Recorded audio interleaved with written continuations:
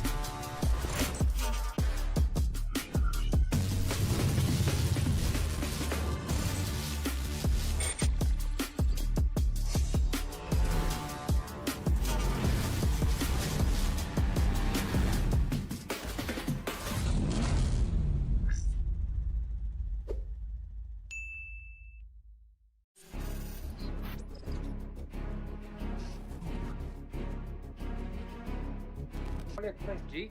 -1? Ayun na. We can. First spin, 4 seconds. We can -1. G? Just fried chicken. Zia.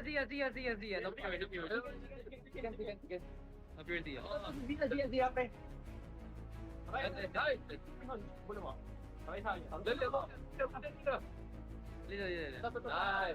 Help me basic. Yo, pre. Nice. Tapos to, in the ball to. Sige, sama-sama na kayo mga tanga. Mga bobo. Ingat. Ayan. First goal, careful to... Yeah, may imo ko, pre. End the ball. Foul lang ako. Power lang. Nice! Ay, nakita nyo. Ay, gitna. Patay. Take. Alice. Patay niya. Alice.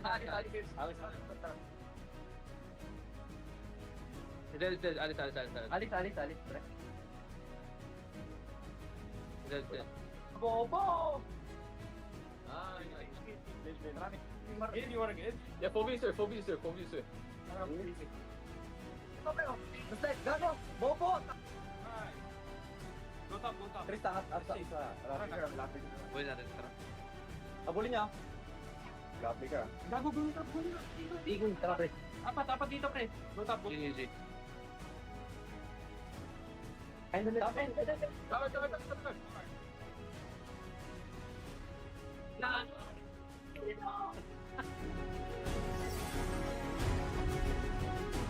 Master this bush control will win your team the game. Hey guys, it's Liz here, and welcome back to another episode of Strategy Dissect. Today, I want to show you another important tip that can change how your team plays MLBB. I call it the Lord winning bush, and we all know what Lord means in MLBB. I mean, hopefully. Directly speaking, it's the mid bush close to the Lord side.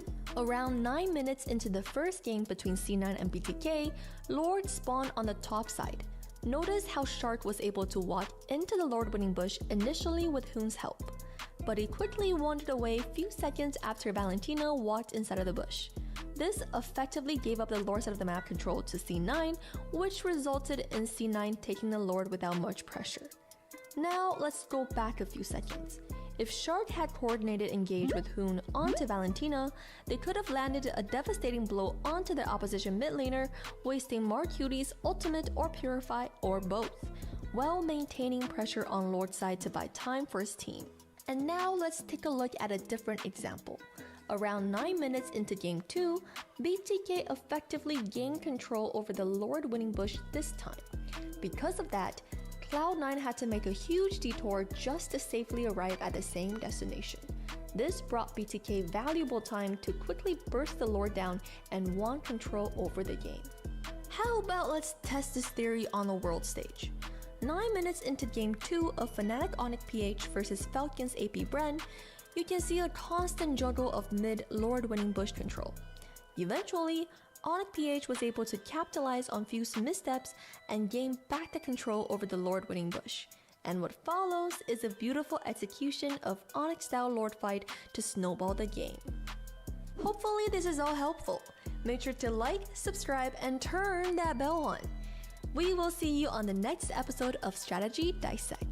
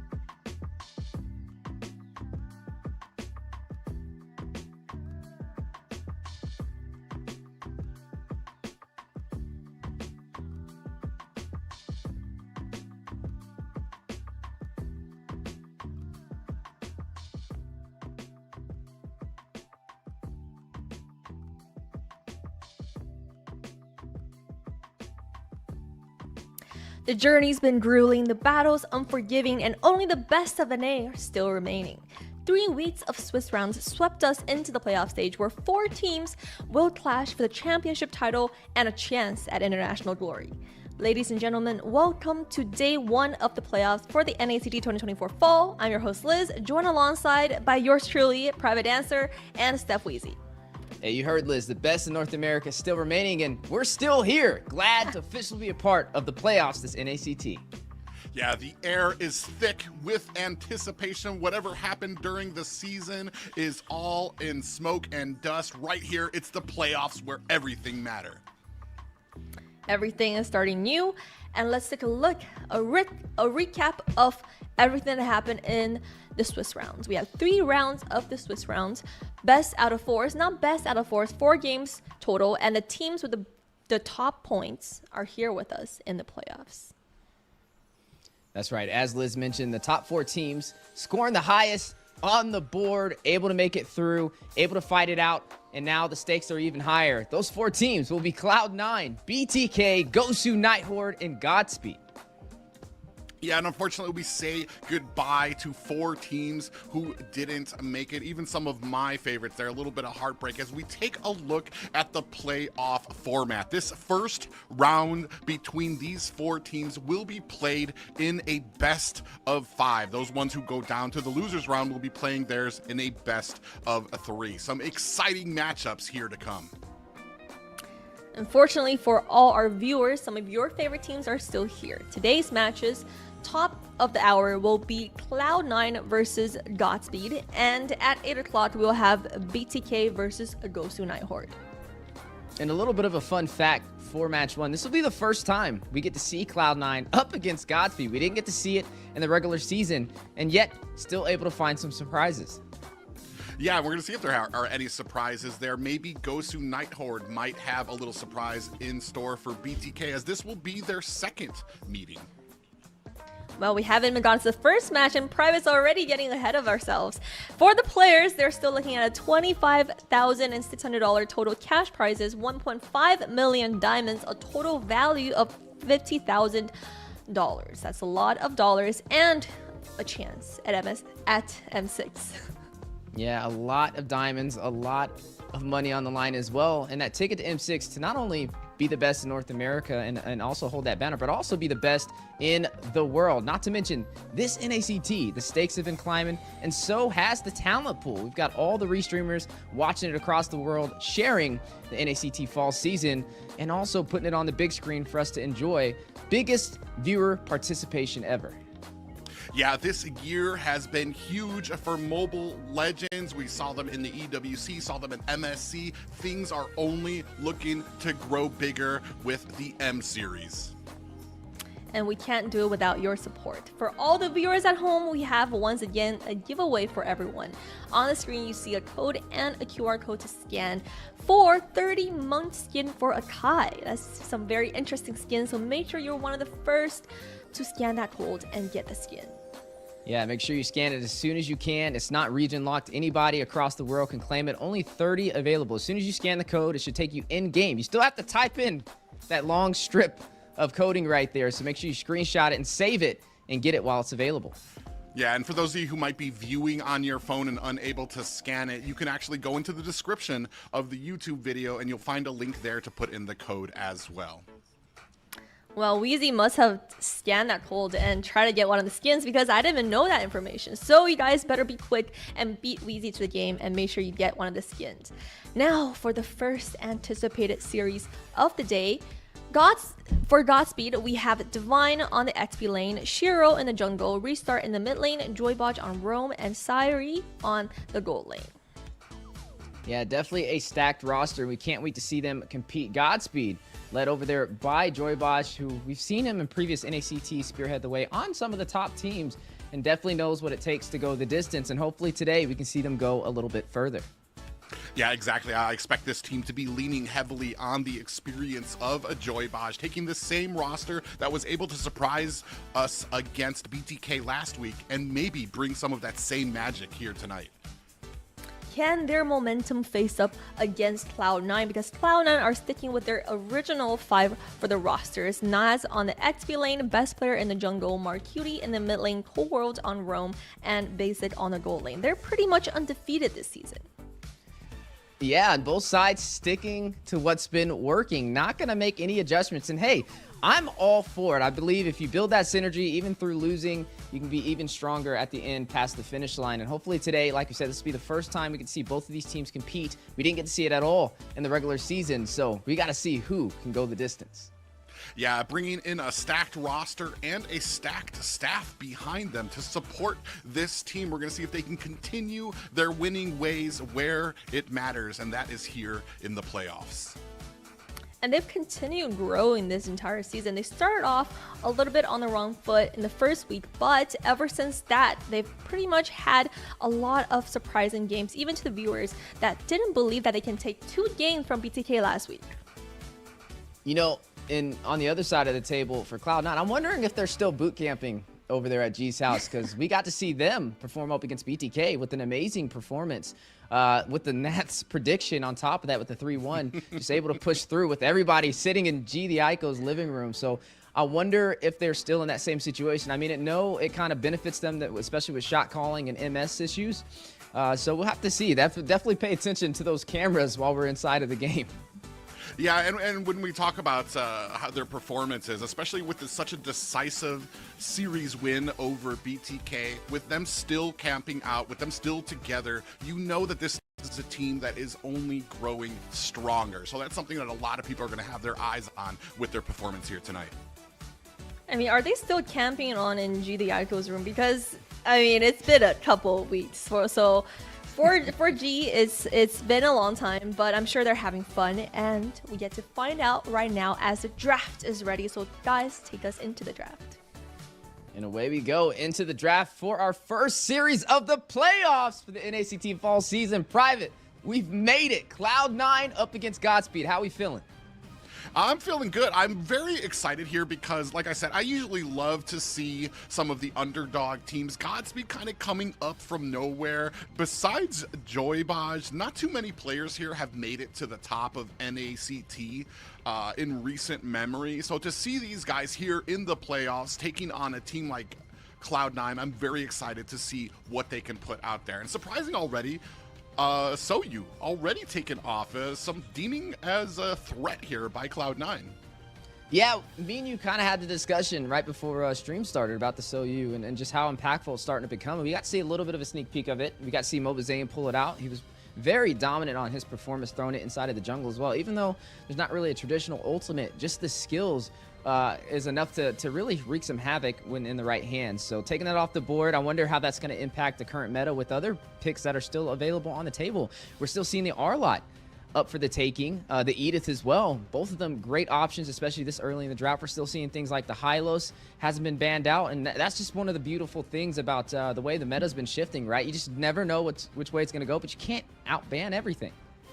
Yeah, and then that kind of brings in the question, are we maybe going to prioritize some of the junglers? And no, the answer is no. They're going to go ahead with the Gatakacha, which is actually, I want to say, within the last few weeks has become a very strong pick with the amount of damage he can take in the early game, especially scaling out to that mid and late game where he just becomes this wall for your team to be able to take aggro, to get the entire team pretty much to kind of like focus him down. It's a very interesting pick to have on your team, and especially for a team like Cloud9, where we've seen Cold World absolutely grow as a roam. Yeah, we just know how well it is, especially with the Avatar of the Guardian for the setups. It is going to be paired up with that Khalid on the opposite side. We got to see the Khalid, another hero, kind of with the same story, right? Rising to the occasion. The first one we got to see was Nats over there, use it on Cloud9, and he performed really well. And then a lot of the teams in North America started to do the same thing. I feel like it's kind of shifted over there from MPO Indonesia and the Philippines, and it's been working great in America as well. Speaking of things that's been working great, the Cho on the table. We've seen Joybaj time and time again execute it, right? He's the footwork, the mobility, the initial setups with the way the Dragon's been huge and very impactful, and something that Godspeed can lean in on. Yeah, and something we haven't seen in a while, I want to say, is the CC pickup in the XP lane. When we go into the XP lane, we usually kind of have been starting to favor a lot of the setting potential that comes from a lot of the XP laners. CC, while not a big setter, coincidentally not according to her name, she doesn't actually have any CC. She just has the ability to burst down heroes and kind of keep up that sustain, which will kind of cue well if she's going to be facing that Khalid in lane, who has a very strong early game where he's going to want to clear, he's going to want to invade, he's going to want to be a nuisance to the enemy jungler. We did get to see a sneak peek of this matchup in week 3 of the regular season. It was Ghost Unite Horde up against Overskilled, and they pulled out the CC as a response to the Khalid pickup, and they were actually able to find a victory with it. So maybe it's a possible counter on the way. You know, I guess doing some research and using it for Cloud9 side of the table, I guess we officially have an answer to the monstrosity that Khalid has been dealing, the sandstorm that's been wreaking havoc in the land of Dawn. Now, speaking of wreaking havoc, we talked about a lot of the meta, right? We do know it's assassin favored, a lot of prio onto the Ling, and has been picked up by Godspeed. So now they have even more mobility. They're starting to get a very dive-eccentric composition, right? Not only do you have Cho, who can rush in, he can get the way of the dragon, he can knock somebody back for an initial setup, but you also have Ling, who can dive into the turret with the Finch Poise, get out with little to no problem. So that is another thing that Cloud9 is going to have to watch out for. They do lock in this Aurora, though, which means they do have some single target CC and also some crowd control as well to work in their favor. Maybe be able to stop the Ling in his tracks if they're quick enough. But the way I'm seeing things so far, I'm liking the way it's looking. We're yet to see what's going to be ran inside of the gold lane. Yeah, and I see us going ahead, starting to iron down on some of those assassin pickups, taking off the board there. Fanning taking off the board for Godspeed. Moskov taking off the board there for Cloud9. The big thing about the big 3 that we have for Cloud9 here is I feel like this is a composition right now that can hold their own in the objective. They don't, on the other side where it comes to Godspeed, I feel like they're more of kind of a sneaking in. As soon as they get an opportunity, find a pick, then they can kind of rush in and try to find that.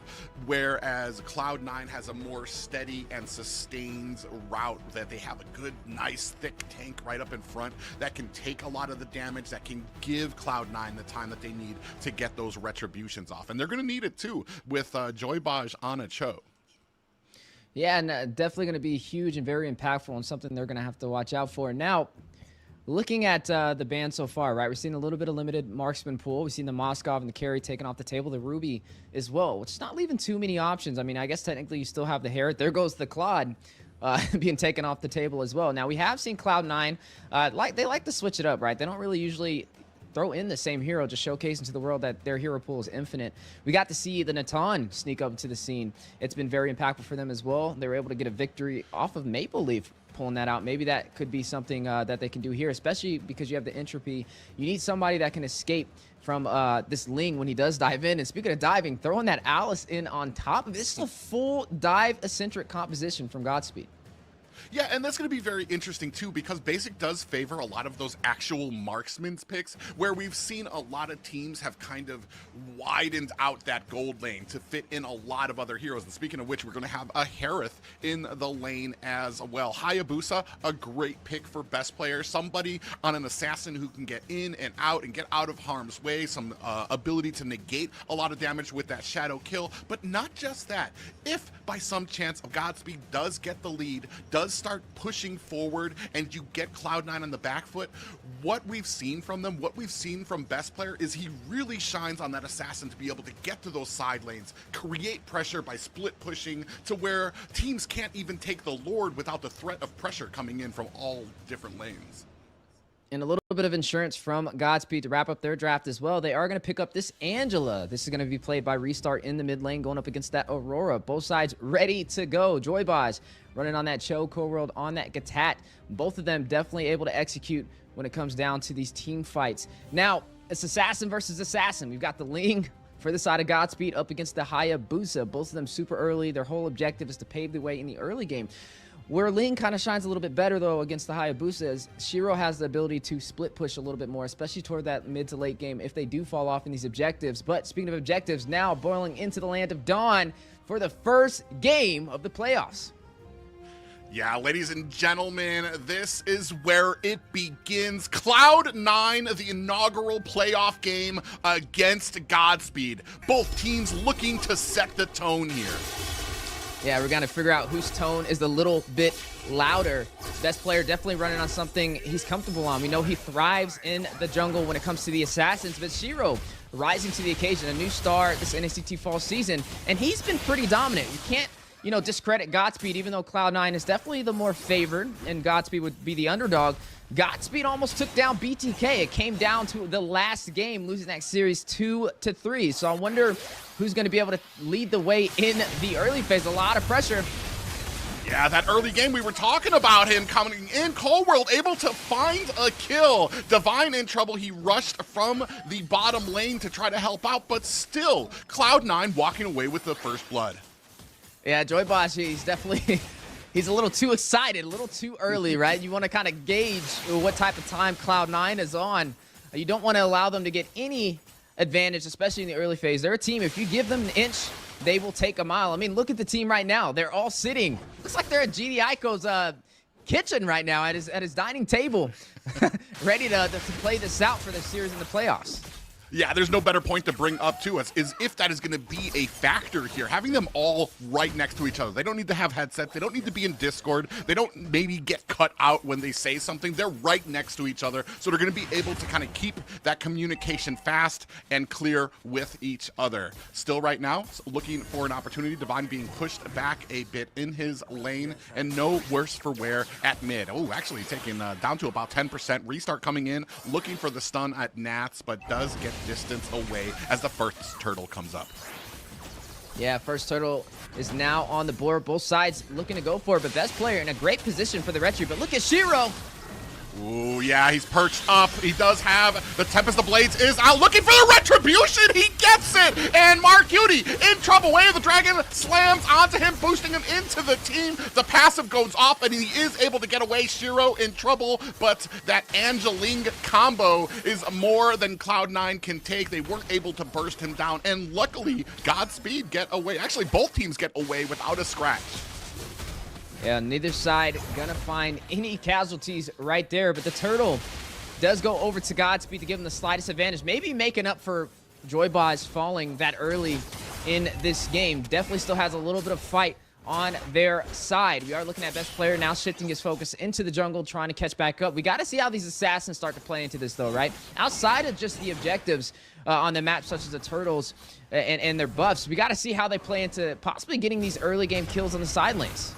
Ooh, a big way of the Dragon, followed by a Tempest of Blades coming out, and down goes a best player. A little bit of CC coming out from Mark Cutie is not quick enough to save his teammate, and now bringing the kills to a tie. Yeah, a smart play over there by Joyboz. Yes, he was overly aggressive in the early game, led to a death on his side, but then able to make up for it by not only helping secure that turtle, but also catching best player out of position on that purple buff and finding a way to set up him for a kill. And that kill goes into the hands of Joyboz as well. So off to a good start. Both sides tied 1-1 at the 3-minute mark. We are going to see, we got to see who's going to be able to get these late game items though, right? We're looking at the Harith going up against the Alice inside of the gold lane, both of them running magic heroes, so we're gonna see how effective it can be. We see the Alice has a lot more mobility, able to dive, able to create that opportunity for the AoE damage, but the Harith, he can get up close and personal. Well, yeah, and the Harith right now, he started with the little cheese build where you get the Azura Sword and the Mage Pages first, so he's gonna have his max cooldown that he needs to throw down the Zaman Force and spam out that dashing ability to be able to do the maximum amount of damage to the enemy teammates there. Oh, Joyboz finds another one! Way of the Dragon is out there, Purify is out. Joyboz actually in a little bit of trouble, taken down to 50%. In comes Divine to put on some damage. Nats here, messing with Shiro. Is it gonna be enough to distract him? Avatar, the Guardian, slams down, but Tempest of Blade makes short work of that. Angela with the Heart's Guard, best player finds the Lord, and Ling is getting out of dodge. Oh, yeah, Divine. Oh, the passive, and that might be it for Divine, who goes a little too deep. And Aurora had the passive there, froze herself, and was able to get out of it. That's that early game insurance, if I say so myself. Now up by 2 kills and also able to secure that turtle to even up the objectives on the board for both sides. Now, Cloud9, like I said, their team, you give them an inch, they take a mile. There goes Nats on the bot side, already going to take that tier 3 turret, which is going to open up the map and allow him to rotate even more on this map. We mentioned the CC being a possible answer, especially up against the Khalid, and now the battle on the way. Another way of the dragon does land. Down goes Nats. A big CC does catch 3 members. Now the score looking at 3-2. And just what you were talking about with that matchup, when it does come to the CC and it does come to that Khalid, she doesn't even have to really face him in the lane. The moment he rotates, she's going to be able to burst down the minions. The amount of damage that she can do to a tower so quickly is going to mean he's going to be punished every single time he rotates, and even more if he gets killed like we saw earlier. Yeah, the Starlight Requiem picked up over there by Basic, starting to get to those core items. You are looking at the Alice picking up the Clock of Destiny as well. But top side, a little bit of a taunt. Yeah, Cyrie's going to be able to get out of harm's way. You can see Divine there looking for an opportunity. A flicker goes out to avoid the Avatar of the Guardian, and yeah, they're going to be able to kind of push this away, but you see the pressure already starting to mount at top, and 50% down is the health of that tower. And we are seeing Shiro on the Ling doing some great split pushing on the bot side, forcing Nats to kind of rotate back and defend his lane.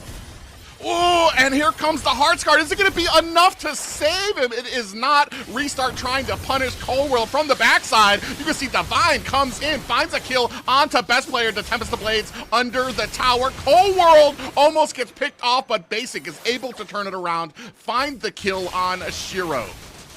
Ooh, that's 2 high-value targets to your jungler and your ADC taken down. Only losing best player in the process. That's definitely going to be a win inside of Cloud9's book. And also able to take the turret on the top side. Both tier 3 turrets for the bottom and the top side have now been pushed in. Look at Nas damage onto Divine. We're only 7 minutes in. Even though we're not stacked up in kills, you're starting to see a heavy pressure in early game won over by Cloud9. Syrie dove into the wrong bush and got mollywopped by 4 members of Cloud9. They just burst him down like he was nothing. That's going to go ahead, set up this next objective, this next turtle, as we see even the mid tower, the entire first row of towers taken down except for that mid, but I want to say that mid hanging on by a thread. Hunter Strike picked up over there by best player as well.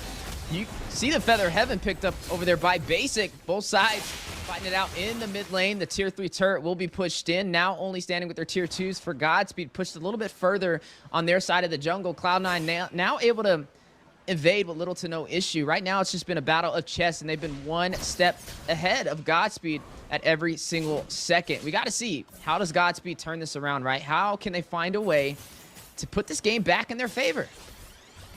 Well, I mean, they're trying their best. Oh, you have the Heartsguard here. Basic actually might be in a little bit of trouble. Avatar the Guardian comes out for the save, and he's still able to get the kill onto Basic, using that Finch pose to get away. This combination, this Angeling that we've seen so many times when Assassin meta is up there, is just so strong. It means that you have that little bit of insurance anywhere on the map at any time. Yeah, it allows you to be a little bit more aggressive.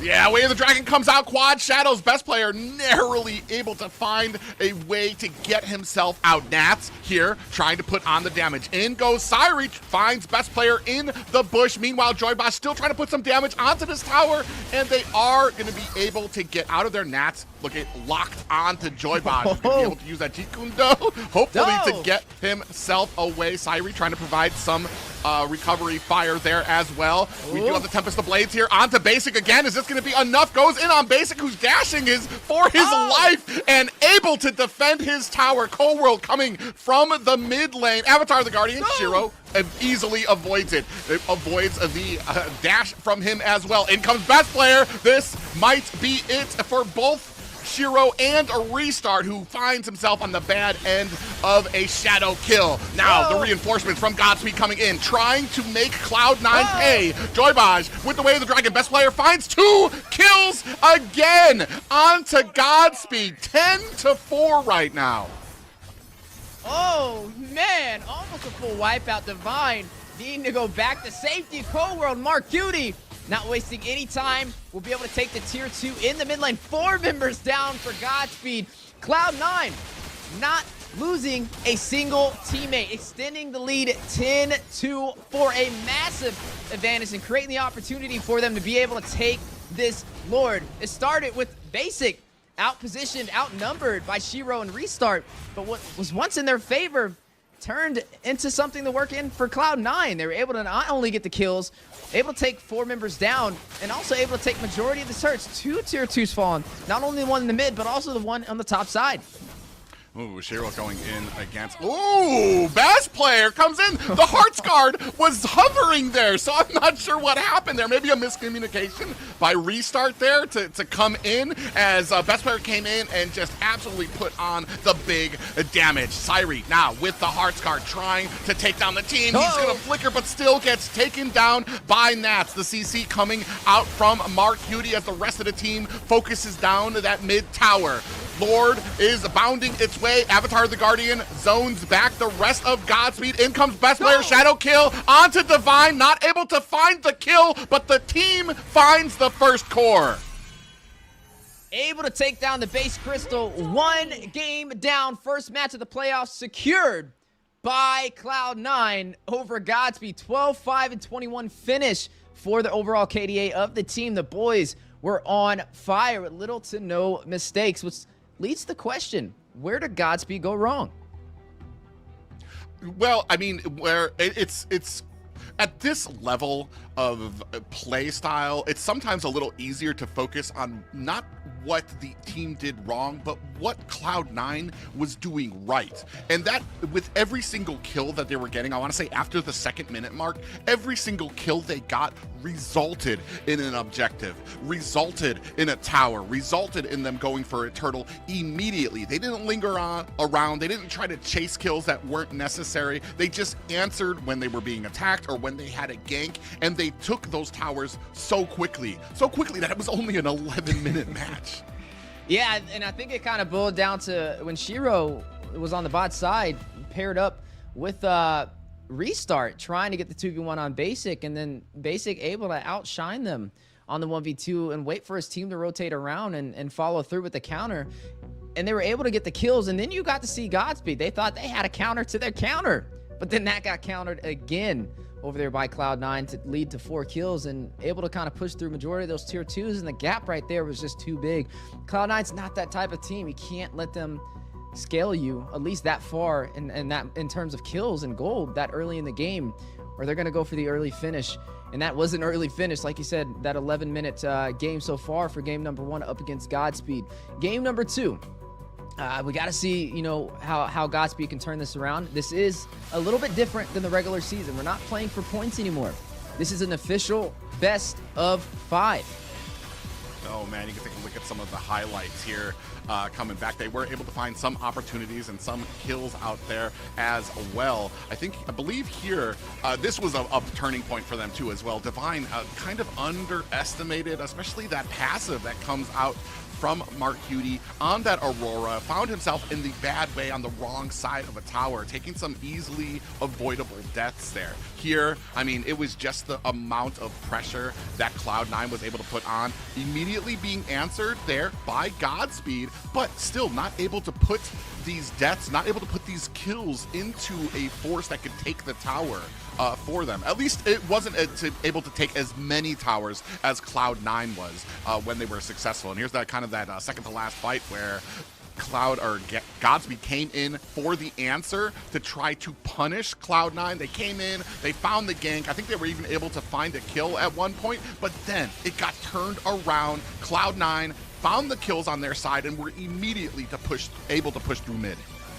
Yeah, and that's what kind of spiraled to the downfall for Godspeed in game number 1, as you see right here. That lets them being able to open up not only the tier 2s, but also get to the base Crystal with a Lord on their side because there was nobody left to defend. You see Shiro and Syri not even in the game, currently waiting to respond back, and overall, some surgical execution from Cloud9 for game number 1. I'm agreeing with you, though, when it comes to both sides. There's a lot that went right. There's just a lot more that went in Cloud9's favor, especially up against Godspeed for game number 1. But it's not too far out of the ballpark, right? We got to see some good showcasing from Show over there from Joy Bosch. It looked a little shaky in the beginning when he was first blood, but then he got some nasty setups on best player on that Hayabusa. But they had a heavy dive-centric composition, and they weren't able to effectively dive in and get those kills. Well, I want to say that the tankiness in the Gatakacha, the insurance policy in that passive of Aurora really kind of offset the Khalid pick, who like really was trying to go in. Like he came in rotated very early to be able to help with the fights, and Cloud9 still able to find a first blood because Gatakacha immediately was able to use the healing spell out there, keep himself topped up, and then when we saw in the replay on the back end, Khalid trying to go on the back, trying to find the kill onto Aurora, immediately procs the that ice crown type of passive where she turns into ice, and that means that Khalid, he has no target and he's on the wrong side of a tower where Cloud9 is starting to burst him down. A well thought out plan there by Cloud9 to have some of these picks that could withstand some of that early game damage and really negate where Khalid likes to shine. You know, and it's something I want to kind of point out when it comes to Cloud9's hero pool, right? If you, even looking at Godspeed, they're now first pick in the draft. And you're looking at two of the bands that kind of shine to me, right? The Fanny and the Khalid. Mentioned when Cloud9 was first picked, they didn't worry about banning a Fanny or also worry about banning a Khalid, which opened up opportunity to ban some other heroes, right? But when you're just so good at playing specific heroes, you force a lot of teams to ban them out, such as the Fanny, which opens up a lot on the table, especially being second in the draft for Cloud9. But here goes a good pickup. I'm all for it. It's definitely been a crowd favorite with the revamp of the Phoveus not being magic anymore, but just full physical damage. Is that one of the key answers that they can lean in on to turn the series back around? Yeah, and I was going to say, too, like, one of the only kind of counters that you've had against the Phoveus is usually that early game damage that you can have from the Khalid. The problem is here is, well, not the problem.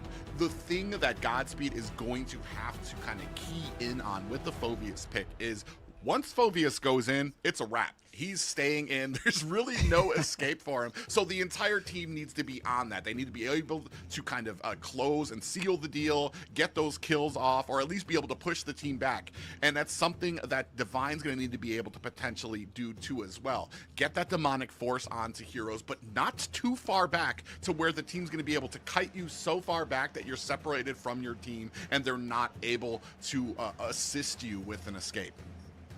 Speaking of escapes, they're going to lock in their marksman very early. It's going to have a little bit of mobility, survivability on its side. The Natan has been slotted in for Godspeed, maybe trying to force Cloud9 to pick up their ADC right here, because if they don't, effectively, you're going to see a couple of marksman bans that may limit what Basic can bring to the table.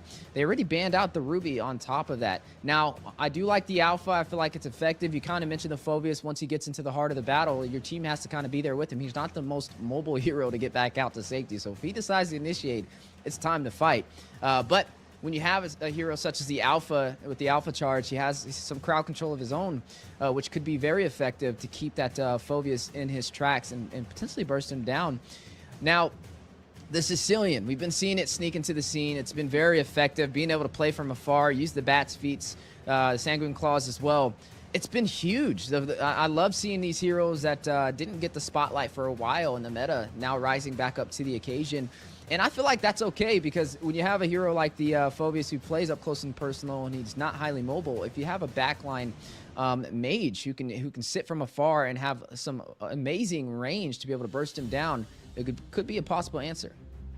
Yeah, and with that, you've got some insurance, because the Sicilian is going to be able to stay very far back. If Phoveus dares to try to use that demonic force, if he's able to catch Sicilian to go back there, you've got the Matilda that's going to be able to use that guiding wind to pull Sicilian to another direction. And it's going to be very hard here, because we don't really have a guaranteed backline dive, where I want to say a more controlled backline dive, where it's going to be one of those things that you're going to have to be very careful about your usage of this ability, as we're going ahead taking out Ling for the side of Cloud9. Now, there's still some picks on the board that don't want to be overlooked by the side of Godspeed. The Gatak could still be put in the XP lane since you are running the support in that roam position. You could also pull out the Hylos, who is yet to get the respect he deserves, could be pulled out in the XP lane as well for the side of Cloud9. And this is what we kind of talk about when it comes to their hero pool. It's pretty much infinite. Godspeed, though, they have a couple of answers that they're going to try and lean in on, right? Not only do they have this Natan for a lot of burst damage and also survivability, but you also have the Aurora who can freeze those in its tracks and provide some great crowd control, especially for this Phobius who's going to be running into the heart of the battle. But we are yet to see what they're going to put in that jungle. We got to see the Bane banned out. The Ling's been banned out. Hayabusa's still on the table. The Julian could be effective. We've seen it work time and time again this NACT. But what is Godspeed going to pull out here? Keep in mind, like we mentioned, it's make it or break it. We're now in the playoffs. If you lose, there's a lower bracket, but after that, you're done. And the lower bracket's only best of 3. Upper bracket's best of 5. So you definitely want to even out the series as soon as possible. Yeah, and with that, I want to say, like, you might not be knocked out of the playoffs with a lost series here, but what you gain is just so much better, which is some breathing room. You afford yourself some time to relax a bit because you don't have your last opportunity at the bottom bracket where things can kind of make or break you here. We do see Claude going to be locked in by Cloud9. The only thing for me right now when it comes to Godspeed is I want to say a little bit of that early game. I don't think we have too much in there to kind of take away from the what we're going to have with the Alpha, with the Matilda, that could kind of contend there in that early game. Hayabusa here, while he's a great pick, he does take some items, does need some time to kind of get online to really do a ton of damage as well. And I'm right there with you, right? When I'm looking at Cloud9, I don't really see an early game composition. I see that mid to late game power spike is when they'll be more effective, which means they're going to have to stop the early aggression. And we saw Godspeed have early aggression, especially with Joybaj on that show. This time around, though, he is going to be running the Kufra, another dive-oriented roamer, looking for some setups. And with the Hayabusa, that's going to be their game plan. The Glue now going to be picked up by NAS. I haven't seen a Glue in a while. I think the last time we saw a Glue was with Fried Chicken this NACT Fall Season. So now it's going to be this time Cloud9 and NAS showcasing it. It has great survivability as well inside of that XP lane. And it's going to be paired up against that Phobius, which is definitely going to be an interesting matchup. Now, with both sides locked in, getting ready for round number 2, Godspeed, they need to find a way to turn this around. Cloud9, they need to find a way to claim this series in their favor. If they take game number 2, they're one step closer to moving forward in the playoffs and knocking down Godspeed into the lower bracket. Yeah, and right here with these compositions, I'm going to be paying close attention to the roams here because it's going to be on the sets of Joybaj. Is he going to be able to get those sets, get those Tyrant's Revenge, get that Tyrant's Rage to really CC down the side of Cloud9? And is Cold World going to be able to find the opportunities to find those guiding wins to pull his team out of harm's way, especially with such a dive-centric composition coming from Godspeed? But ladies and gentlemen, this is going to be game 2. Godspeed definitely looking to even the odds against Cloud9. Yeah, a lot of questions that needs answers, and we're going to get them all with game number 2. The whole objective for Godspeed with this dive-oriented composition is to focus on the early game, take advantage, and be aggressive. Cloud9, they have to wait. They have to play passive, and they need to get to that mid to late game to really shine and have the damage they're looking for. But will Godspeed give them that time? Yeah, and that's going to be the big question here. Already, best player very quickly making his way through the jungle, scoops up the gold minion. Ooh, and you can see right there, big pop-up. In comes Shiro, trying to put on the damage. Is it going to be enough? It is not. Puts on a little bit of damage, gets best player down to about 10%, but Cold World right in the neighborhood to provide support in the name of that guiding wins. That's what we were looking for, though. These are the plays you have to make, especially with this composition. Game number 1, they had a similar strategy, right? They had a lot of dive-oriented heroes, but not able to find the kills. Speaking of kills, though, look at the damage already. Yeah, Restart very wisely does find the CC onto Cold World, onto Nats to stop them from that engagement. Shiro actually gets a little bit of an immobilization there. Best player scooping up another gold minion, putting him just narrowly ahead of the enemy jungler as well. Yeah, both sides getting ready for this first turtle. Shiro on these quad shadows. 4 seconds to go. Now, in terms of the team fight, it should be more in Godspeed's favor because they have a little bit more of an aggressive composition. But speaking of aggressiveness, the 2v1 on the top side, Nats forced into the tier 3 turret. Yeah, and this is exactly what I was about to bring up. You brought up they should have the advantage. They should have the advantage if everybody is paying attention to the objective, which they weren't. They were up there trying to put some damage onto Nats, and maybe that was a call made by Godspeed that they weren't going to go for this first objective. Ooh, a lot of damage goes on to the Cold World. Sanguine Claws come down onto Restart. Ooh, he's trying to dodge, but he cannot dodge the damage coming out from Marcutie. You saw that Joybaj was getting ready to kind of come in. Not needed just yet. But yeah, you definitely got to be in there for those objectives. Joybaj gets caught there, is going to have to use that flicker. He gets a retribution for his troubles, pushed away and taken down. Best player finds the kills. Bat's feast is out for Marcutie. They do find a first blood. Yeah, able to find the kill, maybe able to get another to match up with it. But Cloud9 taking down Joybaj. She's first blood 2 games in a row so far. It's the 3rd time the charm. That's going to be something we asked for game number 3. But Cloud9 able to find the turtle yet again and a kill. Oh man, comes in with the alpha charge. Ashiro with the quad shadows, luckily able to save himself. And this is something that we brought up during the season, that it's going to have to be on the roams to not get caught before objectives or checking bushes. It's something that a lot of the bigger teams really take advantage of if they find that weakness where a roam might not be prepared, might be a little too far out where his team can't help out. And Joybaj, you talked about it, he's been the first blood twice in the last 2 games here, and he needs to be more careful with some of these engagements. Yeah, you're going to see the corrosion scythe picked up by Basic. He's going to have that hit, providing that slow to be able to take down some members. Speaking of taking down, yeah, Joybaj, again, as we mentioned, gets bursted down. Divine in trouble, finds himself on the wrong end, is going to find an escape, but that is 2 deaths for Joybaj. Cloud9 up by 2, and this is going to set up another objective. Ooh.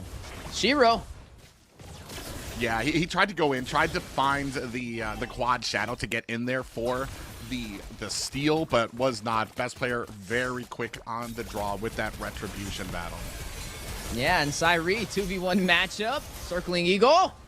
Oh, he uses that entropy, and I think he used the flicker as well to get himself out there. Joybaj comes in. Nats on the side of the tower here. He's super tanky already at the 5-minute mark to where he's able to take on a huge amount of damage. A 2k gold lead for the side of Cloud9, and they are already all over Godspeed's jungle.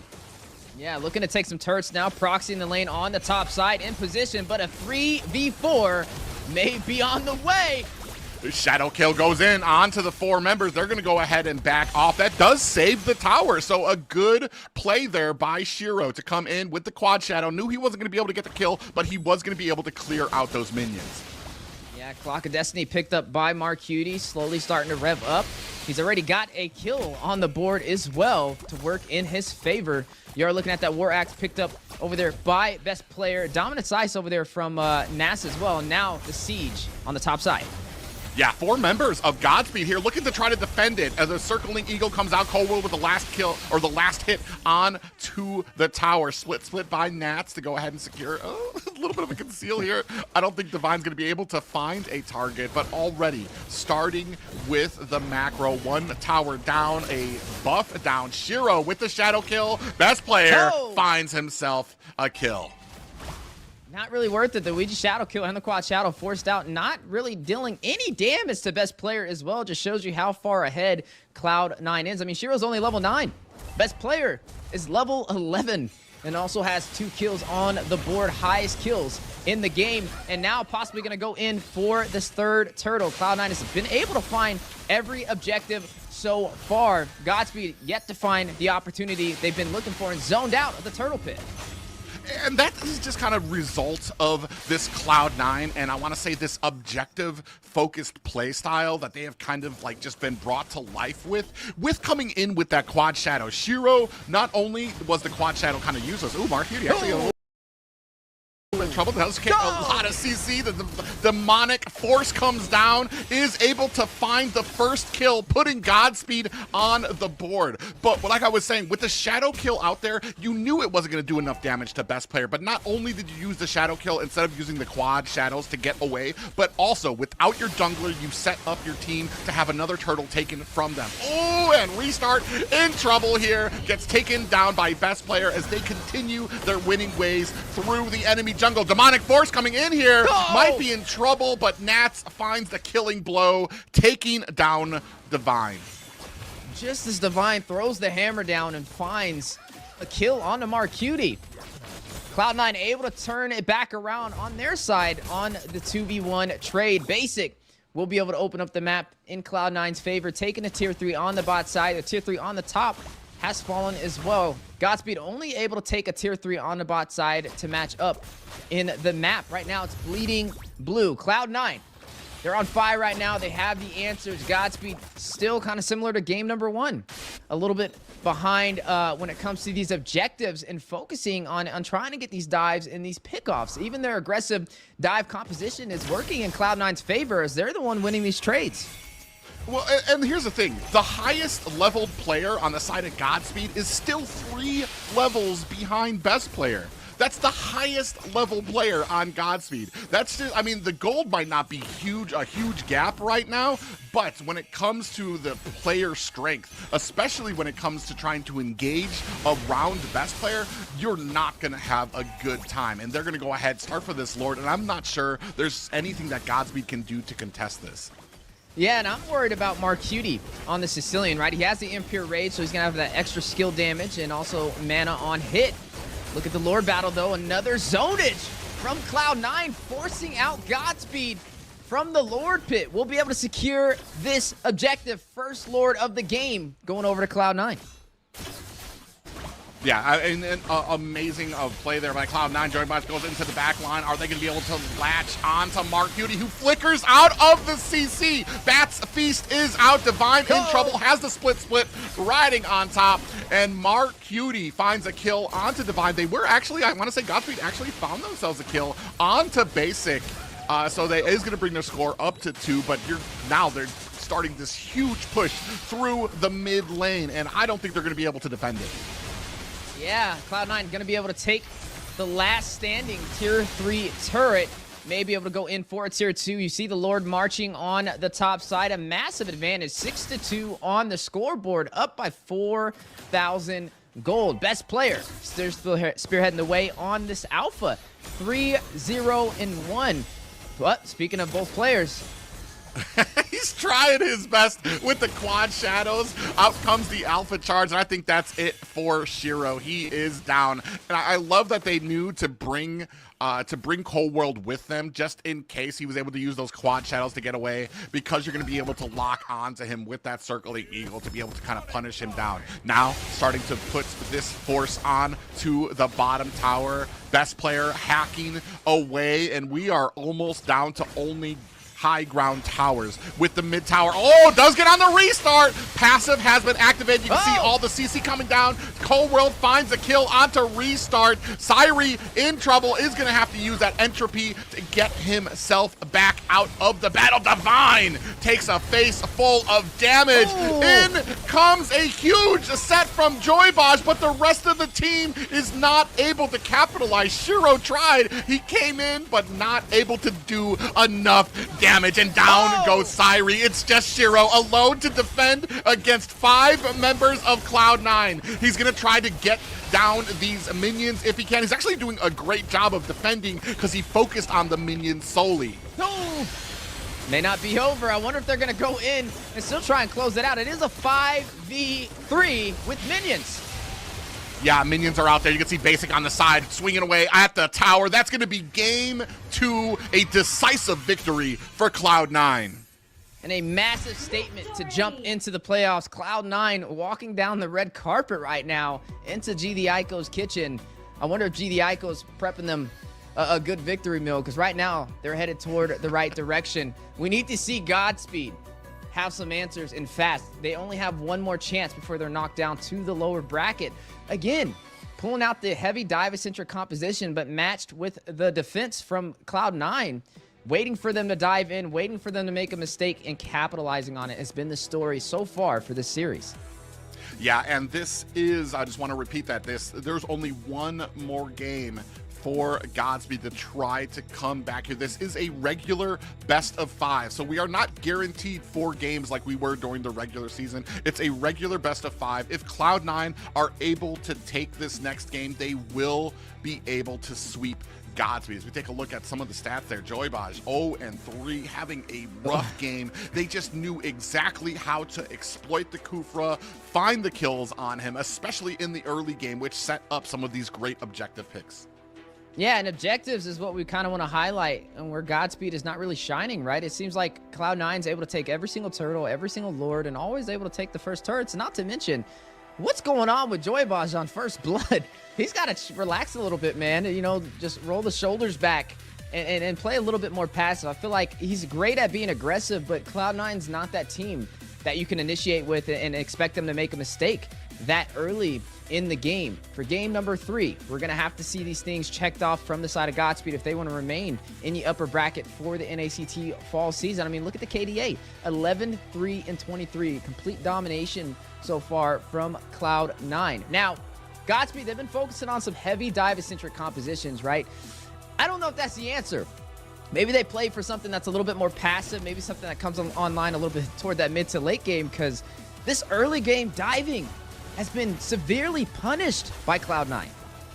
Yeah, and I want to say, too, that if you're wondering what Joybaj is doing or why he's so aggressive, it's because it was this strategy that was actually able to be super successful against BTK, at least partially, where they were able to find Zane and the team wasn't able to answer fast enough to save him. Here, Cloud9 is a different story. Every single time you think you have one of them caught out, they are moving as a team.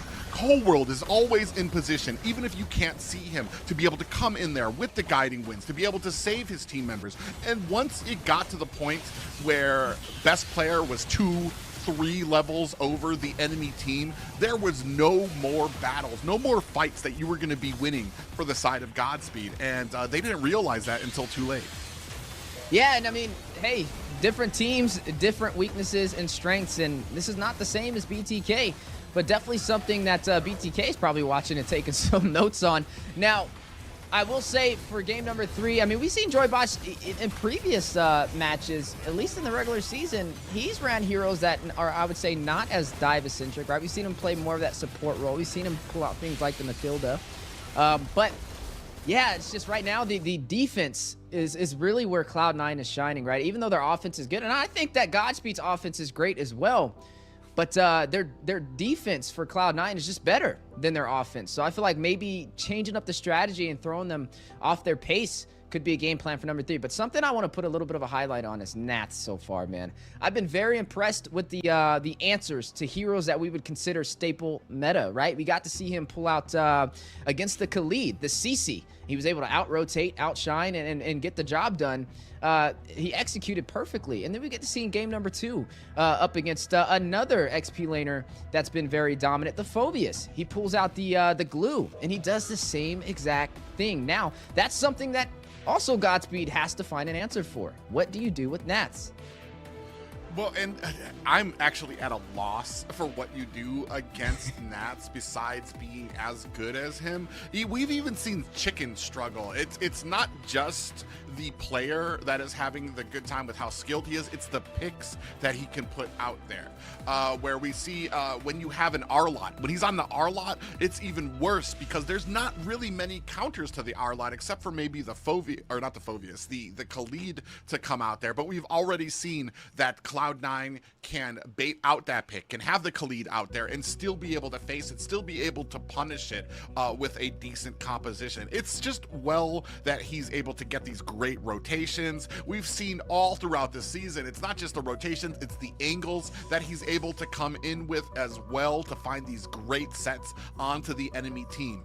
But we're gonna see if Godspeed has a plan here in what could possibly be the last game of this first series. Bane, Soyu, and Ruby taken off the board for Cloud9. On the side of Godspeed, we see Chip, Phobius, and Fanny taken off. They really just do not want to see best player on that Fanny. And we kind of mentioned this with that Fanny, with these bans, right? You're limiting yourself on what other options you could ban out. And this is why it's really effective to have a hero, especially a jungler that has such a deep hero pool, because you open up a lot of opportunity across the board for your entire team. There goes Gatat picked up again. It could be flexed into the XP, flexed into the roam. So far, we've been seeing it in the roam at least for today, and it's been working. So we'll have to see what the response is over there by the side of Godspeed. There's still a lot on the table, though. You have Jungle Prio. You could pick up the Ling right here if you really wanted to. You have Marksman Prio. Even though the Ruby's been banned out, there's picks such as the Harith, such as the Claude, such as the Natan, all of them effective. You could pick up something like the Valentina if you really wanted to put some draft pressure up against Cloud9 being second in this phase. Just a lot of windows for opportunity for the side of Godspeed to turn this around, and there goes that Valentina we've been looking for.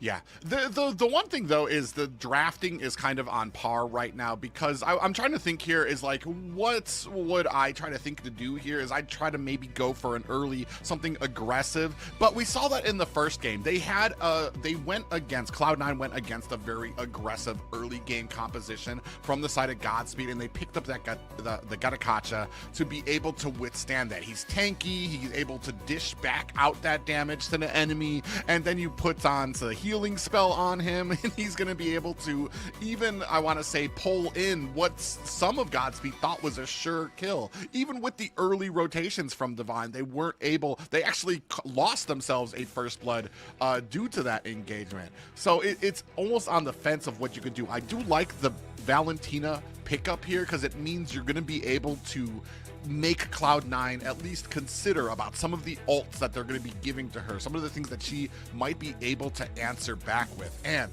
we're going to see that Ling there for best player. Yeah, you're going to see the Gatat. We mentioned it could be flexed into the XP lane. Usually it's been used as the roam, at least for this NACT Fall Season.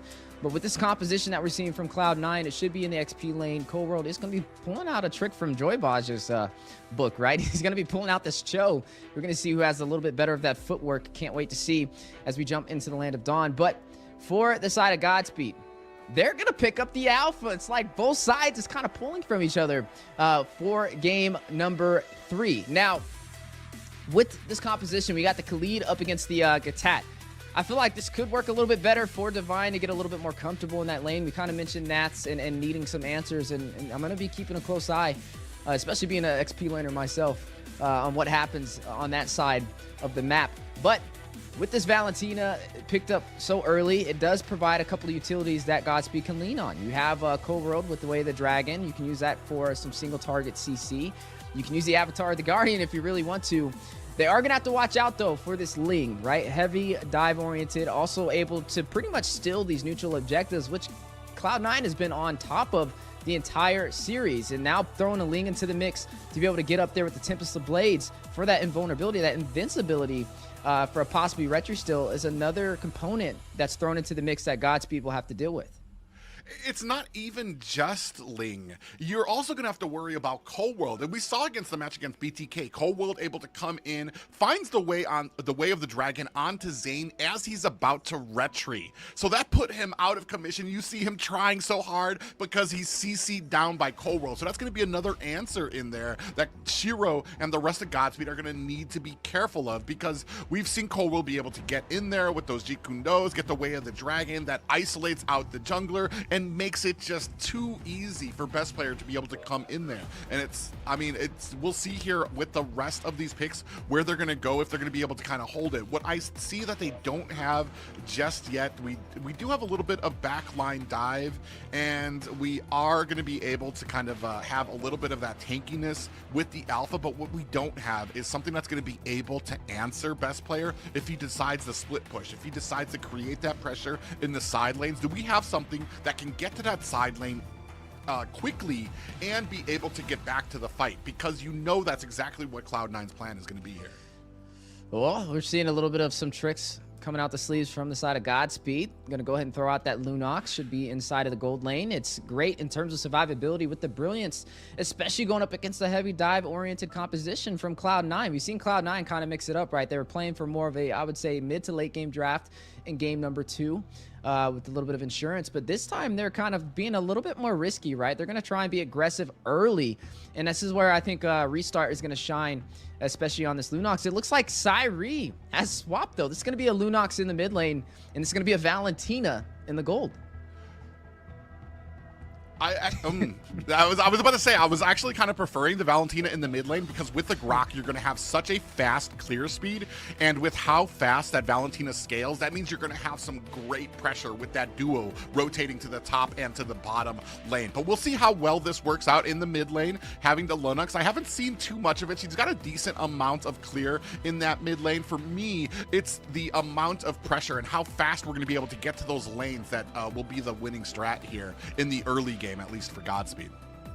Yeah, and Basic going to pull out this 1-1. We don't get to see 1-1 too often. It has made a couple of appearances this NACT Fall Season. Actually, I believe Basic was the one that actually... No, Zia might have pulled it out once.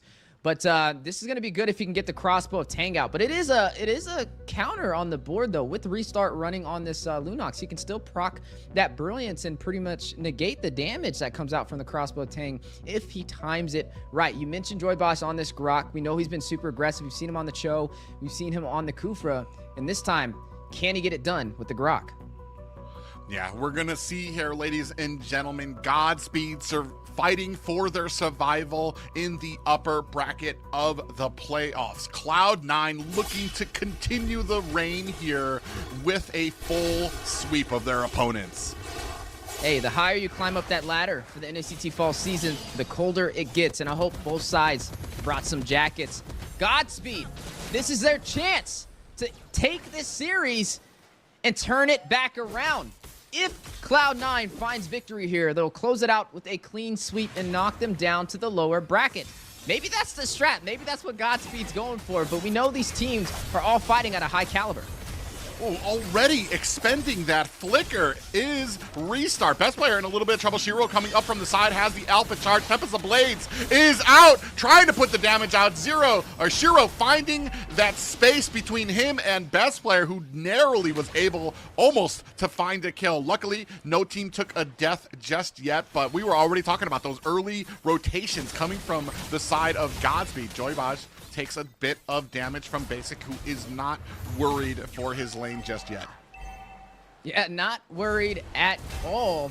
Now, we mentioned Cloud9's composition. It's a little different than what we've seen in game number 1 and game number 2. This time around, they have a very early game priority, right? They're going to focus on trying to get these aggressive kills. We got to see him play a little bit more passive in game number 1 and 2. Maybe Godspeed, this is what they're looking for, to be able to change up their strategy and find an advantage. Oh, excuse me, I didn't even realize it's Nats on the Cho here, so it's not going to be Cold World, but I think Nats is going to be just as lethal on that Cho. You can see here right now 3 members of Godspeed trying to chase down Cold World, but I mean, we talked about it. Gatakacha is so tanky, so resilient in a lot of these fights. Joybaj putting the damage on the Mark Cutie. Is it going to be enough? Divine looking for an angle here. Shiro here, while Best player perched up, looking for an angle to come in. Shiro finds the first turtle. So good start for the side of Godspeed. No deaths just yet, and finding themselves an objective. Yeah, able to find something to work in their favor, and that's what we've been looking for. Hopefully they can keep that momentum in their favor. Best player, he didn't even go in for that objective. He did have his Tempest of Blades as well. Yeah, I feel like he's trying to, with them not taking this first turtle, he's trying to punish Godspeed by going in. He's already taken 3 minions from Godspeed in his jungle right now. Do have the Avatar of the Guardian used by Cold World defensively to get himself out of that fight. Now it's Godspeed looking for the invade onto that. Basic's gonna back up all the way to his tier 2 tower as Cold World coming in, trying to put the pressure on. They're not gonna be able to get this tower just yet. Ooh, Nats goes in, finds the way of the dragon. A big pop-up by them. Joybaj finds a kill onto Marcutie. It is chaos in the jungle right now. Tempest of Blades is our best player with a hair of health, able to find an escape with that Tempest of Blades. Beautiful start for Godspeed. Even though they don't have the dive-oriented composition, their team shines when it comes to team fights, as you see them all grouping together, and they're doing just that, outscaling and outbeating Cloud9 when it comes to the 5v5 engagements. As we are seeing some of the items on the board, both teams trying to get to these core items ahead of the others. It's only a 1 kill difference though, but a turtle onto the side of Godspeed to kind of help them toward their core items. So far though, I feel like Godspeed's doing a really great job on putting on that early game pressure. Oh, Marcutie able to squeeze his way through. Avatar of the Guardian comes out and Marcutie goes down. That was an IMU Avatar of the Guardian. Now the rest of Cloud9 looking to make them punished. Basic finds a kill with that crossbow of Tang, and down goes Cold World. 1-3 in favor of Godspeed, who have found new life in this game 3. Nats comes in looking for the way of the dragon. The team is powerless to help. Tempest of Blades is out. Best player finds the kill onto Shiro. Then another onto Joybaj. Divine looking to try to get an escape here. Is not able to find his tower. That is a triple for best player. And that is something you can't pick up overnight. The synergy to be able to turn that back around from Cloud9, starting with the setup with the Way of the Dragon from Nats to go ahead and catch up on Cyree. And then best player rushing in with the Tempest of Blades to take him down. Not only able to take the turtle, but take 3 kills on top of that.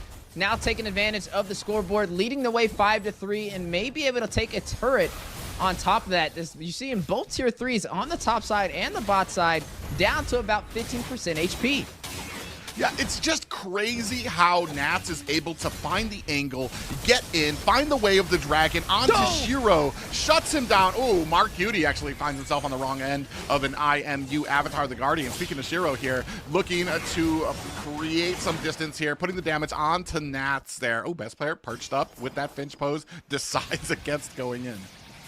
I'm just looking at Joybaj's camera right now. Even though his team is slightly behind, that man has the biggest smile out of any player this NACT Fall Season. You can tell he's confident. You can tell he's having a blast.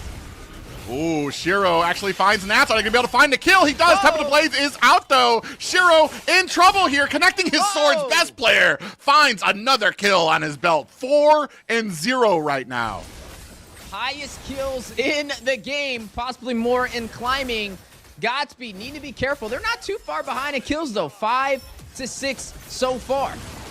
Ooh, we have a gig engagement here. Restart finds a kill on to Marcutie. They really are able to punish Marcutie right now. Crossbow of Tang, Basic finds a kill on to Joybaj. He's able to find these crossbow of Tangs very early and find kills, especially for a hero like Wanwan, who takes some time, takes some items to actually come online. Yeah, and you know, that's definitely going to kind of foreshadow what we'll be expecting toward that mid to late game if he's already able to find those weakness points this early on within that 17-minute mark. But right now, able to take another turtle under their belt, 2 turtles to 1 up against Godspeed, working in Cloud9's favor, and now on the board, leading by 4,000 kills. Hawk's Claws, Berserker's Fury, picked up by best player for some sustainability, for some crit damage as well. Looking on the other side, though, when it comes to the ADCs, 4,000 gold for Restart, for Cyree, which is the Valentina in the gold lane, 3,800 gold, which is very short compared to Basic at the 5,800. Ooh, and we're already at the point where Godspeed is just replying to the pushing potential coming out from Cloud9. Another Way of the Dragon latches on, finds a kill onto Divine. Syri looking for an escape. Look at the dive coming from Best Player. Avatar the Guardian comes in as well. Basic finds a kill onto 2 members. That is 4 down for the side of Godspeed. It's just Shiro alone against 4 members of Cloud9, and they make easy pickings of him. Easy pickings, clean up on aisle 9. Cloud9 able to find 4 members of Godspeed. Now should be able to take the tier 2 in the mid lane as well. They already took the tier 2 on the top side. We just gotta kind of put some highlight on the Best Player right now, right? On this Ling. He's been very effective. It's been a while since we've seen a Ling kind of get a lot of kills, especially in the early game. We're only 8 minutes in, and he's officially put up that bridge to be able to make that advantage. Yeah, and I want to say it's due in part to the setting that's coming out from Nats and Cold World. You have Nats comes in, finds a Way of the Dragon. Cold World immediately tunes up the band for that Avatar of the Guardian. Meanwhile, you have the Tempest of Blades from Best Player. It's like they're living in the same house or something and know each other's moves and how they're supposed to be synergizing with this. It is unmistakable for some of these engagements. They're making the most use of this Cho to isolate that one member. There goes Naps, another Avatar of the Guardian. You see, Avatar of the Guardian comes out. Are we going to have a Tempest of Blades coming in here as well? They don't even need it, as Basic's going to be able to clean up the job. Godspeed running for the hills. Are going to be able to make it to their tower. In comes Joybosh with a wild charge. They turn it around, looking to put the damage on Mark Hughes. He still finds a kill. Best Player finds one. Tempest of Blades is out, makes short work of Restart, and that is a complete team wipe for Godspeed, and quite possibly the final push. Oh yeah, that's for sure game. I mean, Shiro, he's back in now. He has to clear out these minions. He may actually be able to do it, but he has to clear them down. Oh, they're going to go ahead and CC him down. He does have the crown to be able to negate some of that damage, but he goes down very quickly. Top high ground is down. Now you can see Best Player try to put some damage onto that bottom one. Does not have the minion strength to do it. And Godspeed have a momentary reprieve. Yeah, they're able to kind of push them back for who knows how long, though, because Cloud9 is in a very good stance to be able to get another early finish. We got to see them have an 11-minute finish for game number 1, but it looks like they're trying to beat that record. Ooh, we do have Tempest Blades coming out. It still finds the kill onto Restart in front of 2 of their members. Syri next on the chopping block. He has the taste for blood. Run for the hills. Godspeed backed up into their tower, their last high ground tower as well. Minions forcing their way in. As you can see, the flank coming from Cloud9. Divine in trouble. Shiro using that alpha charge. Is it going to be enough? No. Basic finds a kill onto Shiro. This might be it. Divine gonna get that healing from his first ability. Minions are now at the core. We do have the brilliance coming out, but it's not enough to save Restart from Nats. And ladies and gentlemen, a clean sweep for a dominant Cloud9. Look at that, just in time for dinner. I think G the Ico just finished the steak for Cloud9. As you see a lot of high fives. Look at Basic waving their banner. A flawless series leading the way. The first series in the playoffs, a 3-0 sweep against Godspeed. Yeah, and quite a dominant one. Even with, I want to say, Godspeed had such a great early game. All it took was them to just get synced up, Nats to go in, find the Way of the Dragon. Then you had Way of the Dragon, Avatar of the Guardian, and then Ling. Best Player would come in with that Tempest of Blades and clean up shop. It was such a great combo for the side of C9. Yeah, I mean, if anybody got MVP, it definitely had to be Best Player. Even when it was a 1v3 situation, he was able to get the pick off, able to go back to safety. But overall, the synergy from Cloud9 has definitely been shining as we progress through the playoffs. And especially in the regular season, we got to see their showcasing of their synergy. And even with the new addition on the roster, it's been proven to be very effective. A dangerous team that you cannot take lightly. Now, with this victory, right? They have now secured a spot moving on forward into the upper brackets. Godspeed will be the first team to drop down to the lower bracket. Yeah, an unfortunate position to be pitted in. Godspeed tried every single thing that has been successful for them, and it just kind of shows the communication and how well prepared Cloud9 was for this matchup. As we take a look at the stats here, 22-7, 50% of those kills on best player alone, as we take a look at some of these highlights. Yeah, definitely full of excitement and showcasing that Cloud9 is ready to hold that flag for North America as one of the top contenders in the playoffs. Definitely has a lot of crowd favorites alongside them. Now, Godspeed, there was a lot that I would say went right with them, but more that just went right with Cloud9. Hopefully, as we scale through this playoffs, we see a different story from them in the lower bracket. Cloud9, though, they have yet to really have too many mistakes. They've only taken one loss this entire NACT Fall season. Not a series loss, just a single game loss, and that was up against BTK. Yeah, and I want to say, even some of the things I noticed from Cloud9 in some of the early series where you had best player not really joining in a lot of the objective fights in the early game, or trying to split push, even that has kind of subsided with a lot of these picks in this series, where he's joining a lot of these fights, and he's actually making a huge difference in these fights. You saw here, basic on a Wanwan in the opening minutes, still able to get that crossbow attack and find a kill, where Wanwan isn't really too strong. You know, there's so many highlights when it comes to Cloud9. When it comes to Godspeed, though, there's some that I do want to point out as well. We got to see some great setups from the Kufra on Joybaj, but we also got to see some good setups from him on this Grok. He ran back, got the flicker play backward into Cloud9 for a setup, and it was effective, but it caused a full wipeout. But that's enough excitement for that series. We got to figure out what our host thinks about it. Well, I just gotta say, it seems like without Mobazane on the other side, Joybaj is losing a little bit of his grip. His one goal last week was to take down Mobazane, and it helped them secure 2 games. But today, for Cloud9, they do secure that victory, and that makes Cloud9 the one team that's only lost 1 game this entire tournament. Yeah, definitely been very effective. They've been the heavy hitters. They've been that #1 seat that everybody's been trying to dethrone this entire NACT, and no team has been able to do that. Only a slight dent, and that was from BTK taking a single win but losing 3-1. Well, and you brought up how he was able to kind of, Joybaj was able to kind of really focus down Mobazane last week. I want to say he tried in this one. You saw there were plenty of opportunities. He latched on the best player, but always Cold was right there to provide the support to be able to find the escapes there. So quite the difference of what they were facing from this week and last week too. Yeah, like you guys mentioned, it's different playstyle for different teams, and it looks like Joybaj knows his father, Mobazane, very well, and it's just not the same strategy when it comes to Cloud9. But in the end of the day, it's still, no one's getting eliminated today.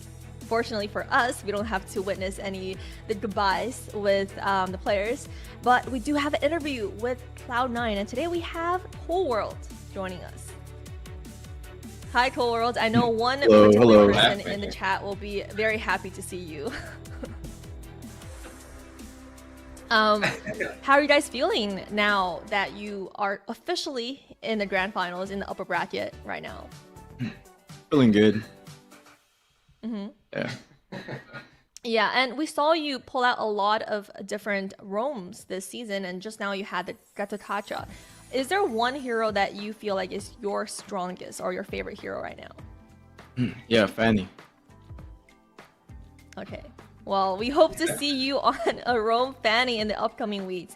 Now, with Cloud9, you guys are so dominant for this entire season so far. If you were to describe Cloud9's playstyle to someone, what is one word you would use to describe yourself? Slow. We like to play slow. Yeah. Mm-hmm. And it's really helped you guys kind of especially get the hang in the late game. And you guys have looked so solid this entire season. What are you still working on to improve with the team? Definitely synergy, because we're still a new team. This team, yeah, we acquired like 2 new players like 2 weeks before NACT, so we're still trying to work on the synergy. That's it. And teaching Carlos how to synergies are already so good. How successful has that been, teaching Carlos? Good. He can understand us. Yeah. Really? Yeah, Like, what would you say a percentage of how much he understands you guys? 50%. Game related. Yeah, game related. Wow. He understands half of it. Are there any new words that you taught Carlos over the past week? Yeah, but it's not for public. Yeah, I think we're just trying to poke into the lifestyle you guys have been having in the boot camp. What can you describe to us a day in the life in the Cloud9 boot camp? Like, what time do you guys wake up, and what does the day look like for you guys? We wake up pretty early. We go on runs, play basketball, and then we play ML, and then we cook steak. That's it. And what is early for you guys? What time? Early, like 12 or 4 p.m. Depends. It depends. That's pretty good. And Pretty good. what time do you guys start playing ML? Whenever, like 8 p.m. It's usually go time. Wait, so you guys wake up at 12, and then the whole day goes by, and then you start playing ML at 8 p.m. Yeah, it's we have a lot of stuff to do. Okay, it makes sense. And for you, I know that you are still in university, right? So how are you balancing school and right now your life as a pro player? I just study whenever I get the chance to, and then yeah, we don't really play that much ML out here, so yeah. Are you taking classes right now, or because you're living Yeah, in the taking boot camp, classes. right? I'm taking classes. Online classes? Yeah. No, for now, yeah. For now. All right. Well, you guys did great this week, and we look forward to see how strong you guys are next week. And thank you for joining us today. Thank you. Thank you for having me. Yeah, a lot of questions that I wanted to know about the bootcamp life, but I cannot believe they wake up so early just to have the day go by and not play that much ML. That's not what I expected with a bootcamp life. Man, I'll tell you what, they decided to start playing basketball and eating steak as soon as I moved out of Missouri to Florida. I would have been on that basketball court wreaking havoc, man. I'm talking about, I would have got a sweep on Cloud9 by myself. But no, I love to see it. Definitely having the boot camp has been very effective. You can tell they're super enthusiastic, and hopefully they can go the distance as they progress through the playoffs. But so far, today has been a major victory for them. Did I mishear? Did he say he wakes up at 12? Yes. Is that early for people? Because when they said early, I'm thinking maybe like 7, 8 o'clock, maybe earlier than that. They're like noon. Sun's been up there. But mean, man, we know... great interview there with a great group of guys. You know what it is, a schedule for a pro player. So it's different from the normal. We cannot compete. And Cold World is, in fact, the MVP of this series. Yeah, well deserved. I would say a lot of times the roamer just doesn't give the credit when it's due, but this is a time where you can kind of pay homage to it, right? He's been very effective the entire series. The team overall, though, has just been a very great collective unit, even from best player on that on these assassins to Nats on the XP lane, able to kind of outshine and find the counters. And then also the matchup in the mid lane has all overall just been very effective, and too many teams, they have a hard time. Right when you think you find an answer for something, they throw another problem at you. Yeah, and when it comes to roaming, he has been doing such a great job. Now people are starting to talk to him in the same vein as people like Shark, some of the top in North America right now. When it comes to everything like setting potential, being able to rescue best player when he does find himself in a bad way in enemy territory, getting these great sets, being there to defend during some of these objectives as well. Every single one of those things he has been excelling at in this position. Yeah, and Cloud9 has really taken us by surprise this entire season. I mean, Cold World's synergy with Marcuti has been great this entire season, and every interview I feel like all the players seem very humble and they're very truthful with their answers. So they're looking like a very solid constructed team that's a havoc to reckon with. Yeah, they've definitely been a problem, and these teams need to find an answer and find them soon, as we are now in the playoffs, which means it's no more point system, right? It's either you win in a best of 5 and you progress on forward, or you get dropped down to the lower bracket for one more shot in a best of 3, as we look at the player format on the board. Yeah, you can see there, Godspeed will be moving down to the losers round, and Cloud9 moving forward into the semi-finals. They will be facing the winner of the BTK versus Night Horde match later tonight. So, I mean, an amazing match, amazing series, and an amazing team. And like we've said, they've only gotten better. We're seeing less and less holes for them, less and less issues with synergy, or maybe not being there for each other. They're still working on it, and they still are working on synergy. So, I mean, that just tells you how much better they are getting and how much more room to grow they still have.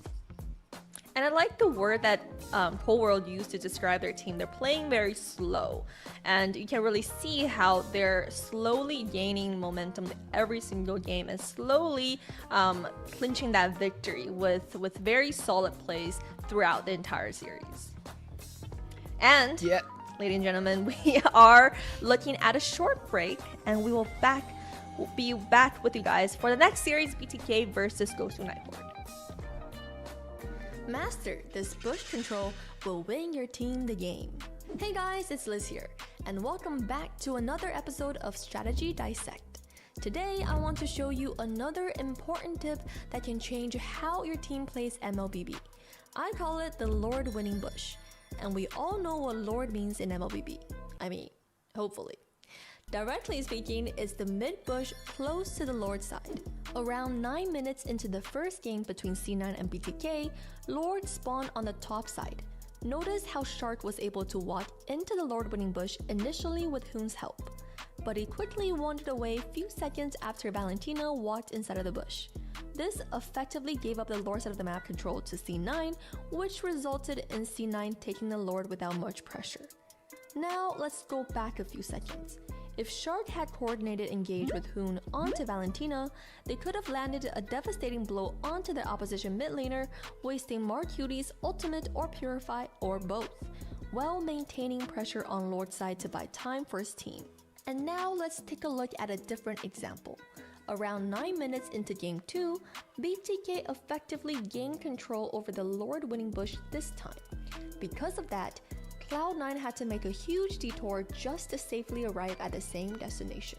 This brought BTK valuable time to quickly burst the Lord down and want control over the game. How about let's test this theory on the world stage? 9 minutes into game 2 of Fnatic Onyx PH versus Falcons AP Bren, you can see a constant juggle of mid Lord winning bush control. Eventually, Onyx PH was able to capitalize on Fuse's missteps and gain back the control over the Lord winning bush. And what follows is a beautiful execution of Onyx style Lord fight to snowball the game. Hopefully this is all helpful. Make sure to like, subscribe, and turn that bell on. We will see you on the next episode of Strategy Dissect.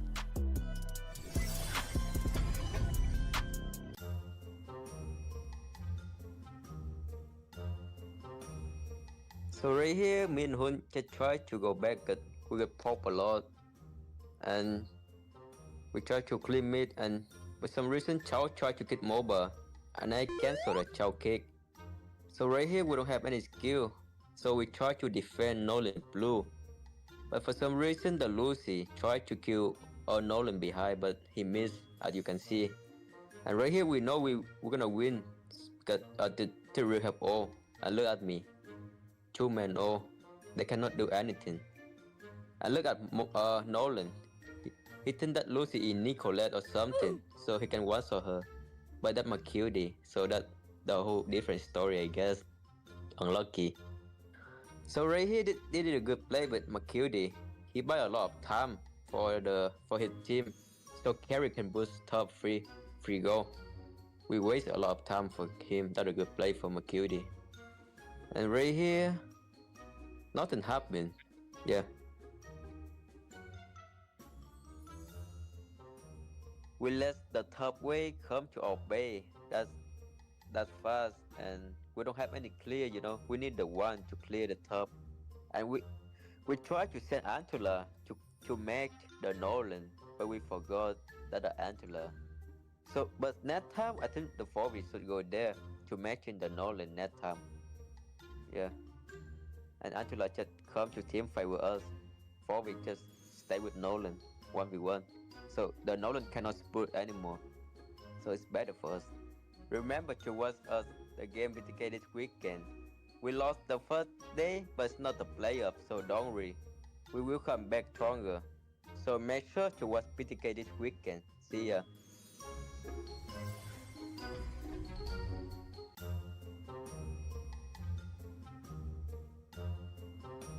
Hi guys, I'm C9 Yellow, part-time content creator, full-time fry bagger, back again to react to another video. This time it's C9 versus BTK. Woo! Oh, nice kick. Oh my god, an even better cancel from Mr. Shark. Oh my, dude, that was frame perfect. Jesus. Oh, teleportation. Mars outside the bush. Wait, what the? They saw him. Mar, you're criminal. Oh, nice swipe. Oh, he went in. Oh my god, he's gonna get stunned. Zio with the prio, basic clearing mid. Need that extra gold. Oh, 1v1? No, dude, just dash out. Another 1v1. Ooh, fade away. One more. One more shield. Try again. Alright, he's done, he's done. What went right for BTK was for sure Shark's cancellation. I mean, that was just perfect. If not for that, Zane would be dead, the buff would be down, maybe even transition to gold. I think what went wrong for Cloud9 was the fact that Mar was outside the bush when they teleported. So they saw them teleport, they were ready for it. Also maybe the fact that maybe the mage shouldn't be TPing that deep, maybe just the R-lot go in, so they could all come in different directions next time. And then Basic was also split pushing instead of helping out, maybe like just throw in a slow, just be scary. Alright, looking at the game state, C9 doesn't really have much of a choice right now but to clear waves. They do have strong wave clear with the Lilia and the Beatrix rockets, and the Nolan on the split push. But in this clip, I think Fovia should just be coming up to clear because he's not needed on the siege anyway. His team is strong enough to push for sure with the Wan and the Angela.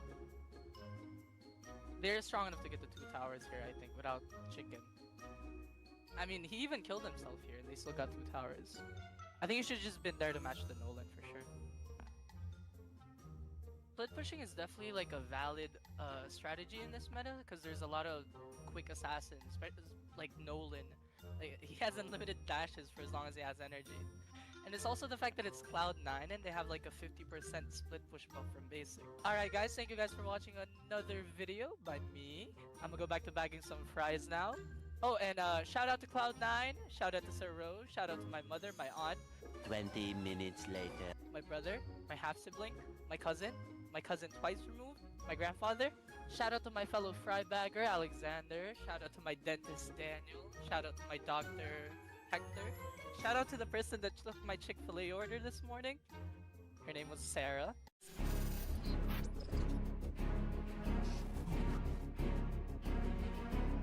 Jilted. Alright, burst. Do it. You see me? Wait, look to fight. I am. I'm looking. Ruby, whoop them. Try push. Ruby no hook. Khalid. Yo, slow. One target. Ruby, look. Ruby.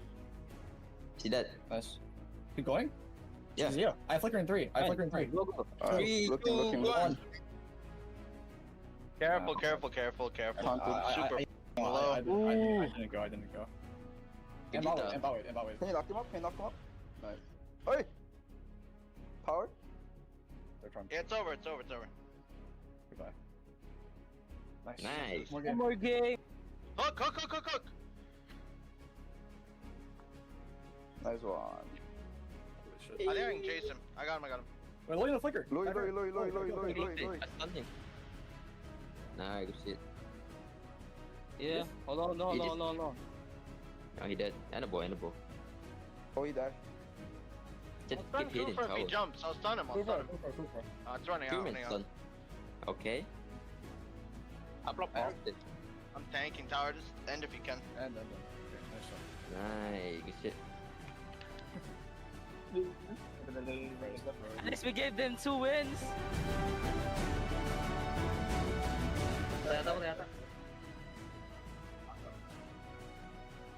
Yo, dog one, tiga sana, dog one, tiga sana. Nice, nice. Abol. Yo, clock. Tara na. What the? Totado po. Ayun, 5 Wait, outside, Ako muna. 5 man winter. lang ako. Ito ako. Patay mo na natin, Fred. Patay mo natin, ha. Kill him. GG. Wait. 1, 2, 3. Dito. 5, 4, 3, 2, 1, go. Do the countdown!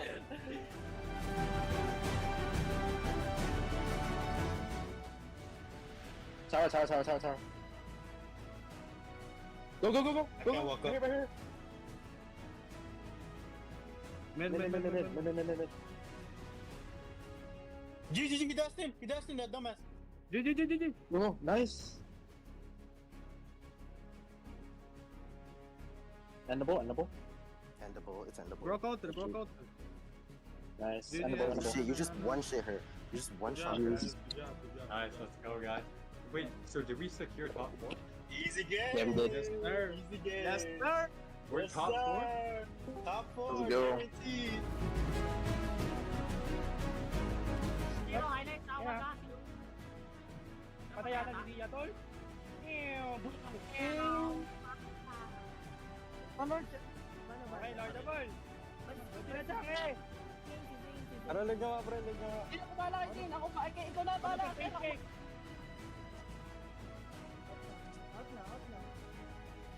Mid.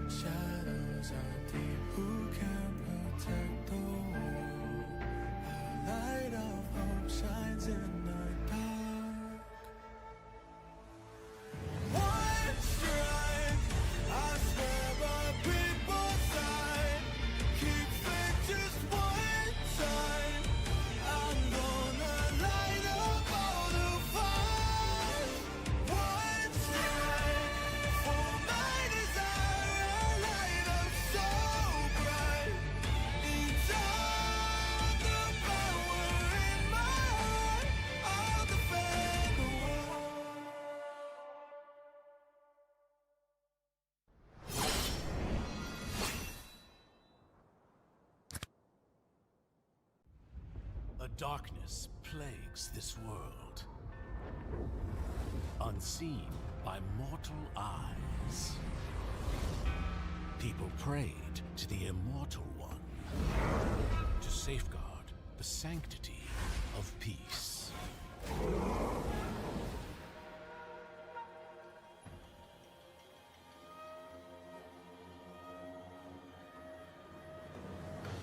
The ceremony's starting!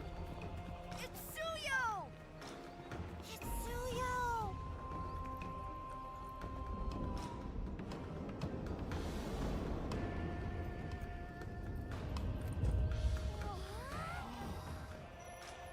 I bear this mask, for this duty is mine alone.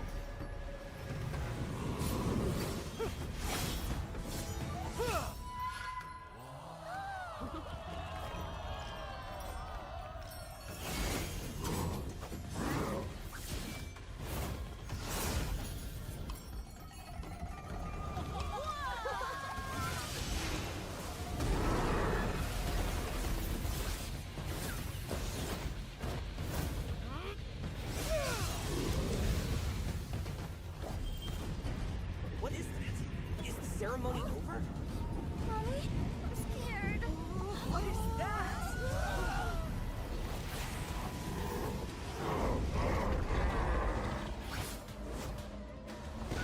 Let's get out of here! Let's get out of here! Let's get out of here! In their hearts, fear festers into darkness. But deep within, there is hope to crush that fear.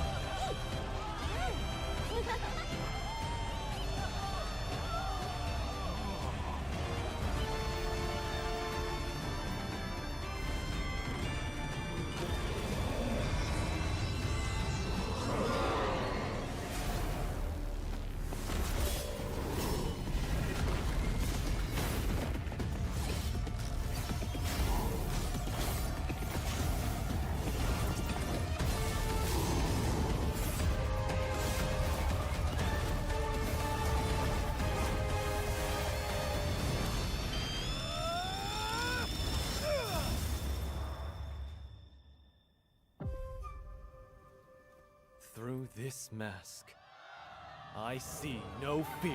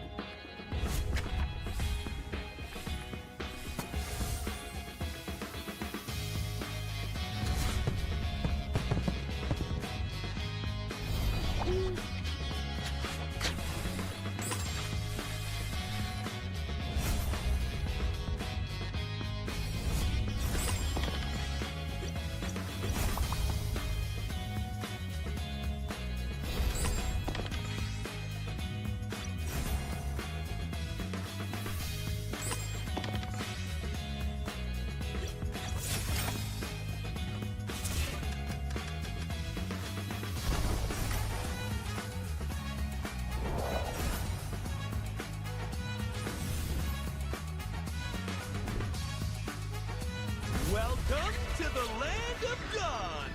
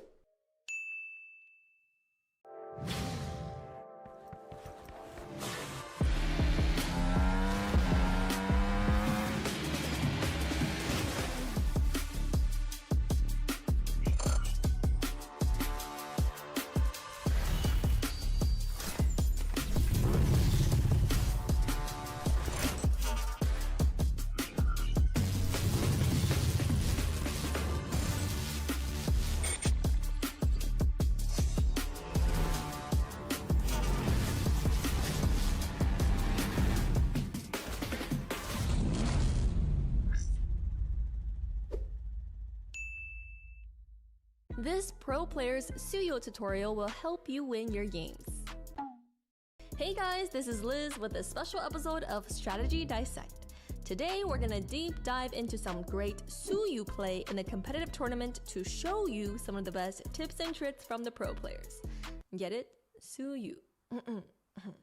First tip, take full advantage of Suyo's short skill cooldowns, or in best players' words, utilize his low CDs. What this means is to frequently use Suyo skills to traverse around the map in and out of the battle. Here are a few common combos. First up is the travel combo, combining skill 1 and skill 3. This is frequently used when you need to travel around the map or terrain faster. You can also use skill 3 plus skill 1, whichever suits you better. Next up is the team fight entrance combo. Use enhanced skill 1 plus enhanced skill 2 and save your skill 3 to execute or reposition. You will find this to be your most commonly used combo in a team fight for the best crowd control and damage. In this clip, you can see that Mobile Zane was able to use his combo to shred the health bar of Bane while positioning himself back into the safe area for a second entry. Second tip is to be patient with close body fights. Suyo is quite squishy. We highly recommend you to take your time and wait for the team before diving in. In this example, Mobile Zane was securing the turtle for his team while spotting the entire opponent team ready for a Luoyi teleport play. So he dashed away to create distance first, patiently waiting for his team before diving back in with a full teamfight combo to clean up the battlefield. Maybe Zane should learn to do this more often. Last but not least, here is the build used by our pro players that you can also use to improve your Suyo gameplay. Make sure to like, subscribe, and share this video with your friends so we can see you next time.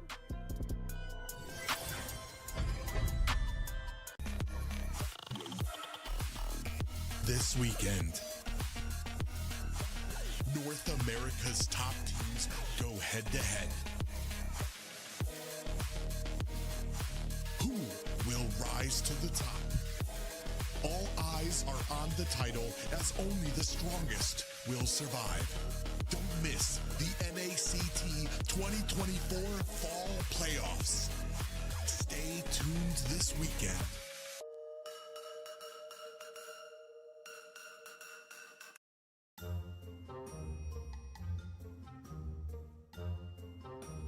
Hi guys, I'm C9 Mielo, part-time content creator, full-time fry bagger, back again to react to another video.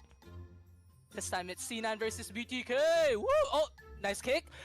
Oh my god, an even better cancel from Mr. Shark. Oh my, dude, that was frame perfect. Jesus. Oh, teleportation. Mars outside the bush. Wait, what the? They saw him. Mar, you're criminal. Oh, nice swipe. Oh, he went in. Oh my god, he's gonna get stunned. Zio with the prio, basic clearing mid. Need that extra gold. Oh, 1v1? No, dude, just dash out. Another 1v1. Ooh, fade away. One more. One more shield.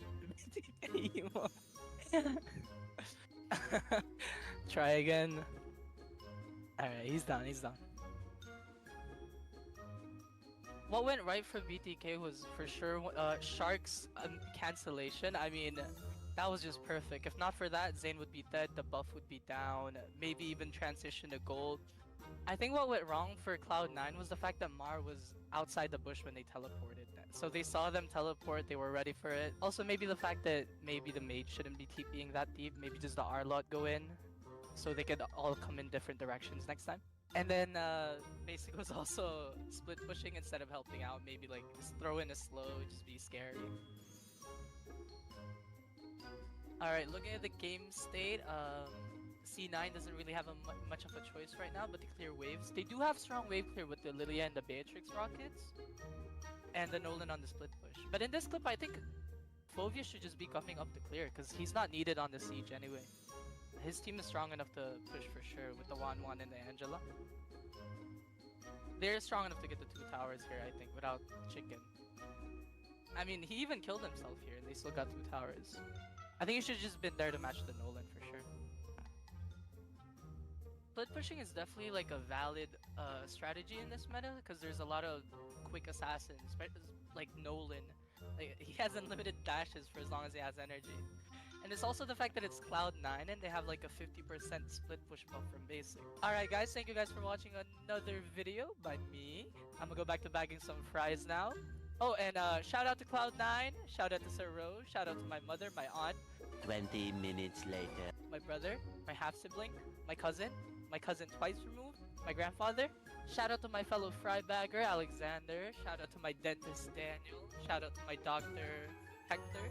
Shout out to the person that took my Chick-fil-A order this morning. Her name was Sarah.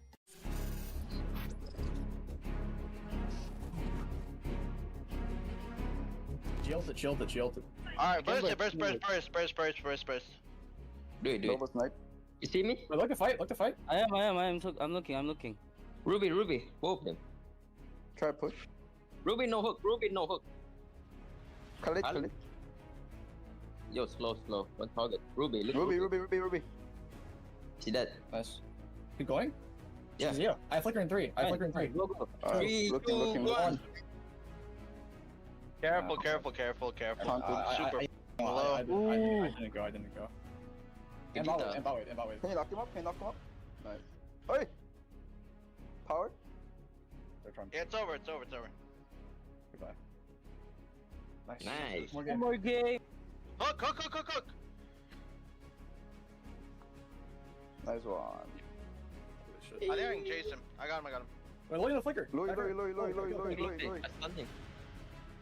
Nah, good shit. Yeah. Hold on. No, he dead. And a boy. Oh, he died. Just I'll keep stun hitting Cooper if he towers. jumps. I'll stun him. It's running 2 out. minutes done. Okay. I block past it. I'm tanking tower. Just end if you can. And then. Okay, nice shot. Nice, good shit. At least we gave them 2 wins.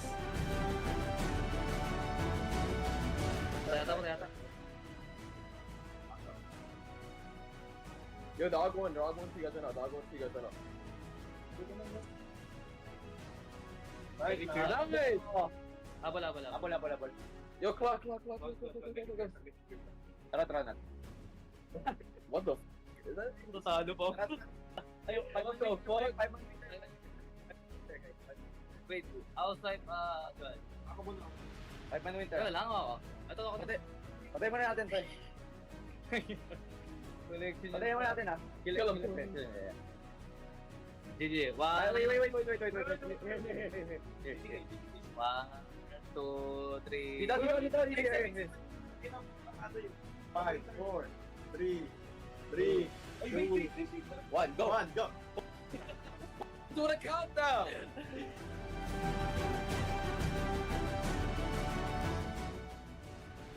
Tower. Go. walk up. Right here. Mid.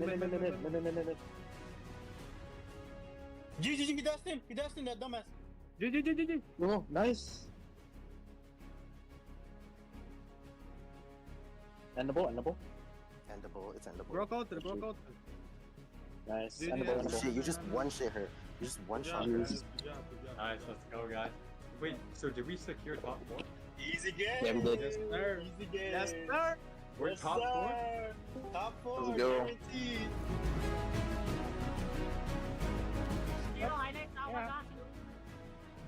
Patayan na niya, tol. Okay, Lord of all.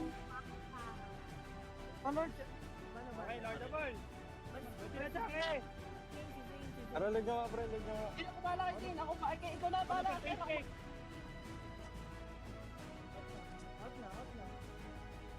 Mid. Sige pa na, pre. Pwede pa. Ito. Pre, nagmuntin. Gusto.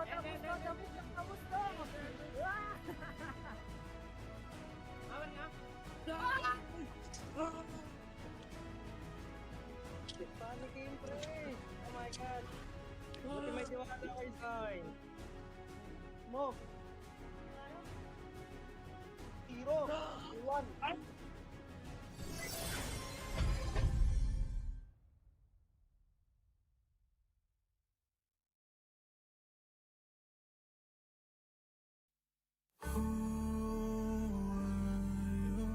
Fighting for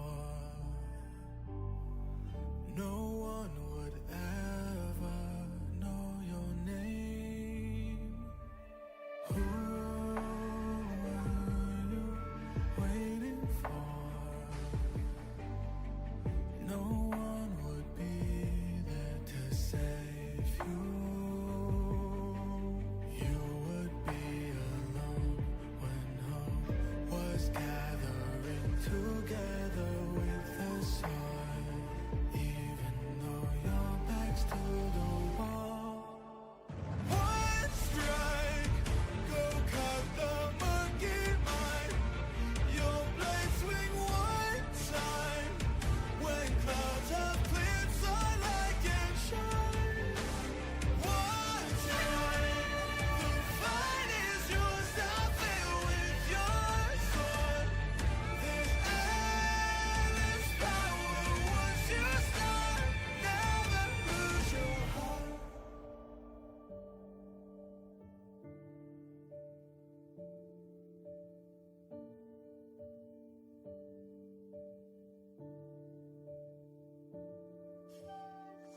Tonight is dark and the shadows are deep. Who can protect the world?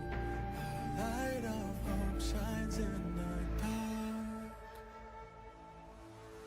One strike, I swear by people's side. Keep faith just one time. I'm gonna light up all the fires. One strike for my desire, a light up so bright.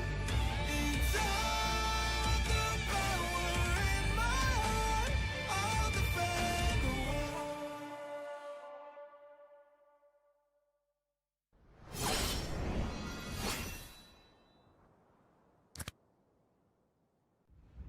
A darkness plagues this world, unseen by mortal eyes. People prayed to the Immortal One to safeguard the sanctity of peace.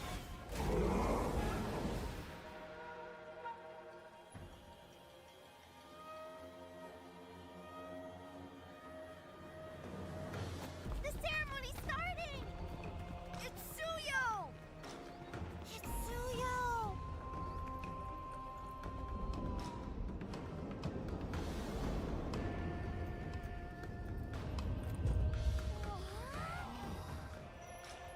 I bear this mask. For this duty is mine alone.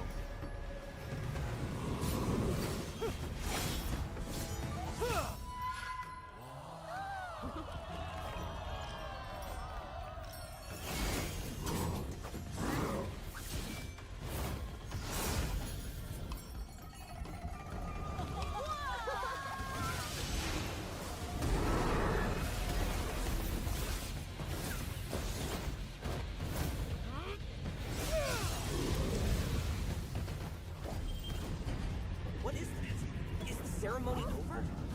Mommy, I'm scared. What is that?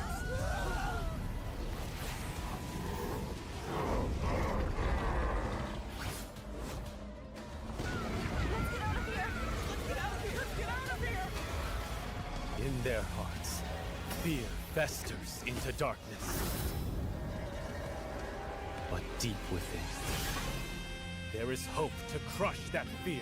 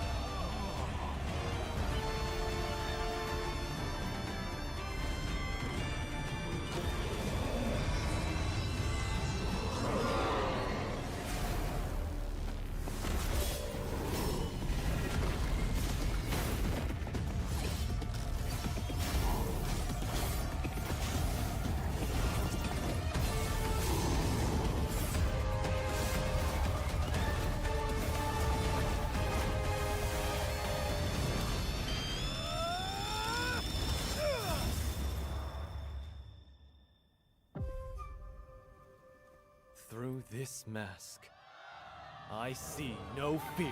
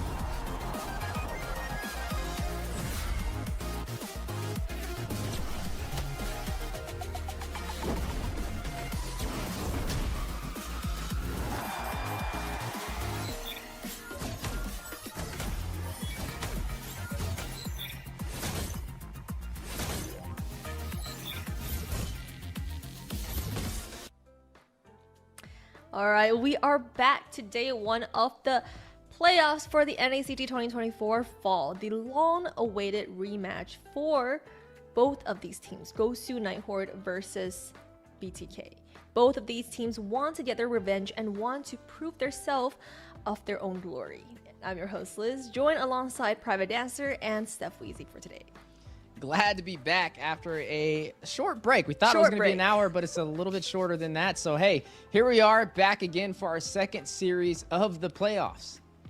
Yeah, thankfully, not as long as a break as we had initially thought. But I am ready, willing, and able to see both of these teams. Like we said, they've already faced once. We're going to see if they have something new in store for this next series.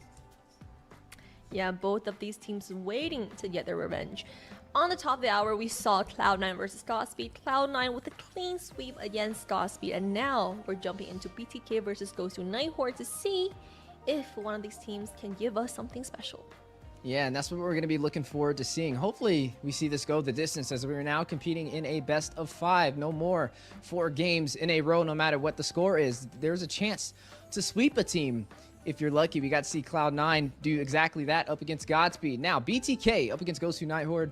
We've seen them face off against each other, right? It was the first debut of week 1 of the regular season. It ended with a 4-0 in BTK's favor.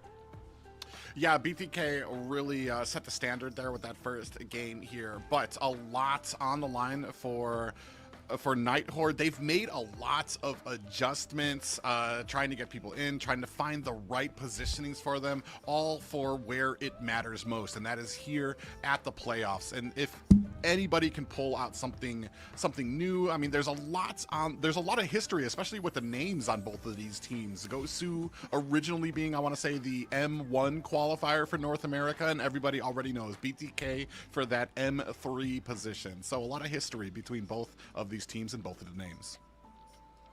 Yeah, and a lot of changes has come for the rosters for Gosu Nighthorde, and we're ready to see whether those changes will make the decisive change to the results for today. For Gosu Nighthorde today, we have Mikasa on the XP lane, Oh My Foe on the jungle, Legend in the mid lane, LC1 on the roam, and Dez on the gold lane. So some changes there. Dez is now into the gold lane, and we have Foe on the jungle.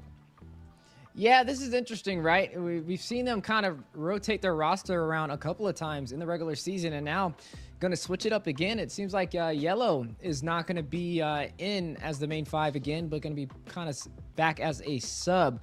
Is this going to be the difference that kind of makes them shine, or will it be the difference that BTK can kind of climb on top of? I'm not really too big of a fan on roster changes, especially when it comes to the playoffs, but hopefully it gives them the benefit of the doubt. Oh, wait. Oh, hold on. This just in. Little birdie just rang in our ears. He teleported himself back into the roster. Yellow is now back in the roster, live in effect. Let's see what he does. Just now, we got the update, bringing it to you live, folks. Here, Yellow will be playing here in the roam position. Big things here for Dez. He's actually grown quite the following in North America as a streamer in North America, but not to be done by these fellow streamers.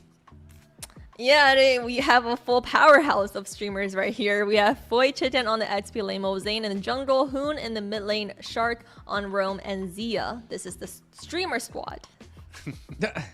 The streamer squad, the double S in effect for BTK. Now, there's been a lot of fan favorites for BTK, right? This is what many would kind of mention the superstar team that North America has been looking for. So hopefully they can bring that competitive nature we're used to seeing when it comes to that BTK name for today's series up against their competitor Gosu Nighthorde. Heavy is the head that wears the crown, and BTK has a lot of history behind the name. And in the last few weeks, I want to say, have had what some might call some disappointing results when it comes up to the matchups. But very lately, they have gone into the same house to get together, to build that synergy, to build that play style with them. And we're going to see how much that comes into play here in the next series. Yeah, very important point here is that they have officially settled into a boot camp of their own very recently, and we are so excited to see how that plays out for their cameras as well. Like, how are they fitting in that one spot? But for the viewers, we do have a giveaway for you guys on the screen. Make sure you scan that code to get you inside of the game, like Weezy said, and type that code in for 40 tournament chests to unlock one of these. Yeah, make sure you claim it while it's available. Like we mentioned, it's not region locked. It's first come, first serve. 40 up for grabs. Who will be able to claim it? Make sure you get one. It might actually be 39, as I think Liz might have taken one herself. That's Dang Jeff. it, Liz. Very quick on the draw. And for those of you who might be watching this on your phone, fear not. There is a link in the description of the stream for you to go ahead and click on and enter that code yourself. Like we said, you got to be quick because there are only 39 slots left. 39 because Weezy already claimed it. Yeah, we're trying our best to make it as accessible as it is for you guys to claim one of these rewards. So make sure you always tuning into the stream and unlocking these prizes. And for the next match, guys, BTK has a lot on the line. Both of these teams actually have a lot of the line. For BTK, it's more like last week. They really disappointed a lot of the fans with their performance, even though they secured that victory. However, for Dozu Nighthorde, none of these teams want to be dropped down to the lower bracket. So I want to know what you guys feel about this matchup with your predictions. Everyone voted for BTK as expected. Well, I mean, when it comes to numbers, when it comes to statistics, you know, that's half of our job as casters. The other half is just having fun.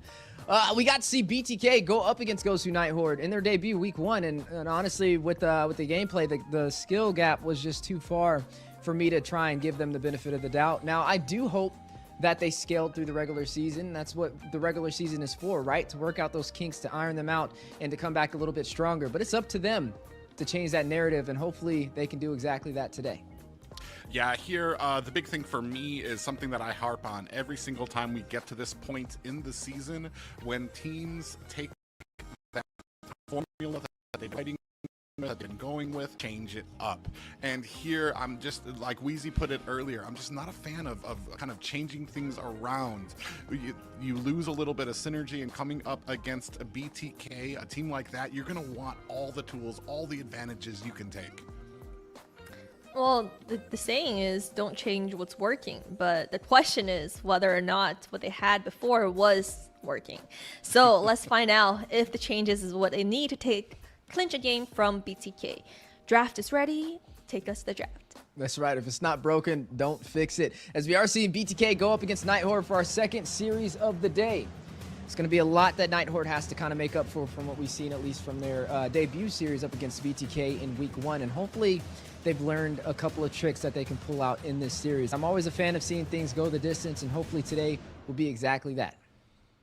One thing that I want to say, Nighthorde, maybe that you can put as a plus when changing up, is the changes weren't super drastic. Oh My Foe, already very familiar with the jungle role, has played it many times, especially for Nighthorde and Dez. When it comes to moving from a jungle position to another position, Gold Lane isn't too far removed. They kind of have the same type of play styles. You're waiting to get farmed, although Gold Lane doesn't really a lot of those offs. They have to wait until that farm, until those items, to really become a part in of the game. So we'll see if it's one of those things that kind of can work in a benefit for them as we move on with the rest of the draft. And BTK, they're gonna go ahead and take a lot of those big skill and technical mechanical heroes like Fanny, Ling taken off there, and then as we've seen, Gatakacha has been playing a huge role for a lot of these teams, especially with that early game dominance.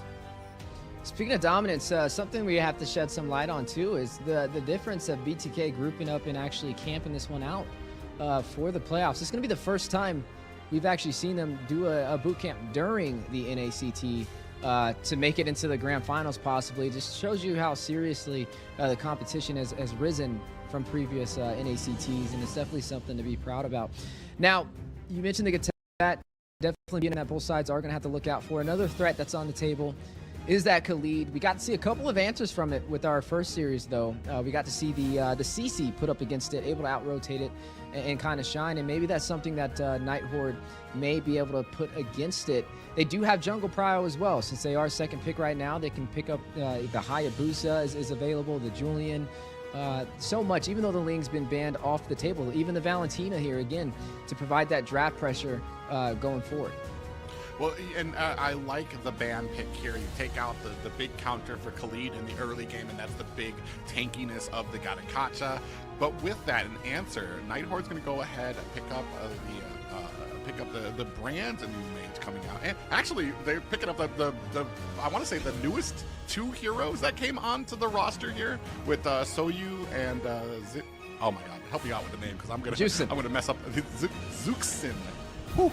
I almost started seeing smoke coming out my ears there. But that's going to be very interesting. And I'm very curious to see how well these two mold together, especially with the new jungler here.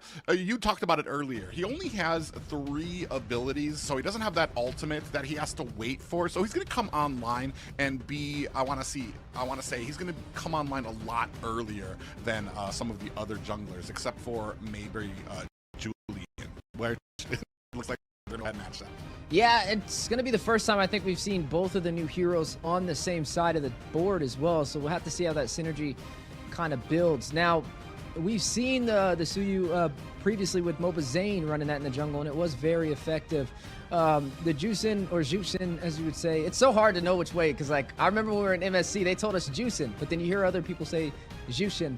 Maybe you guys can let us know. Throw the pronunciation out there in the chats so we can figure that out. But it's going to be interesting seeing them both there, right? They can get online very early, very effective, and it's something that could put some pressure on to BTK going forward. Speaking of BTK, Zane is going to be picking up that Julian to run in the jungle.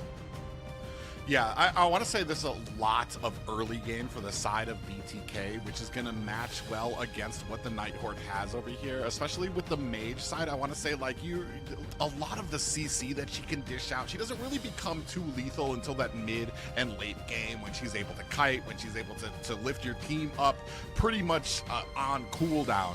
And so here what we see from BTK is a lot of early game. They're going to want to put a lot of pressure into that mid lane to make sure that she never does get the farm that they want.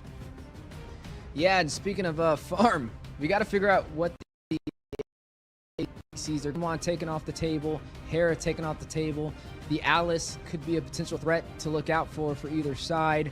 The Claude still available for the picking.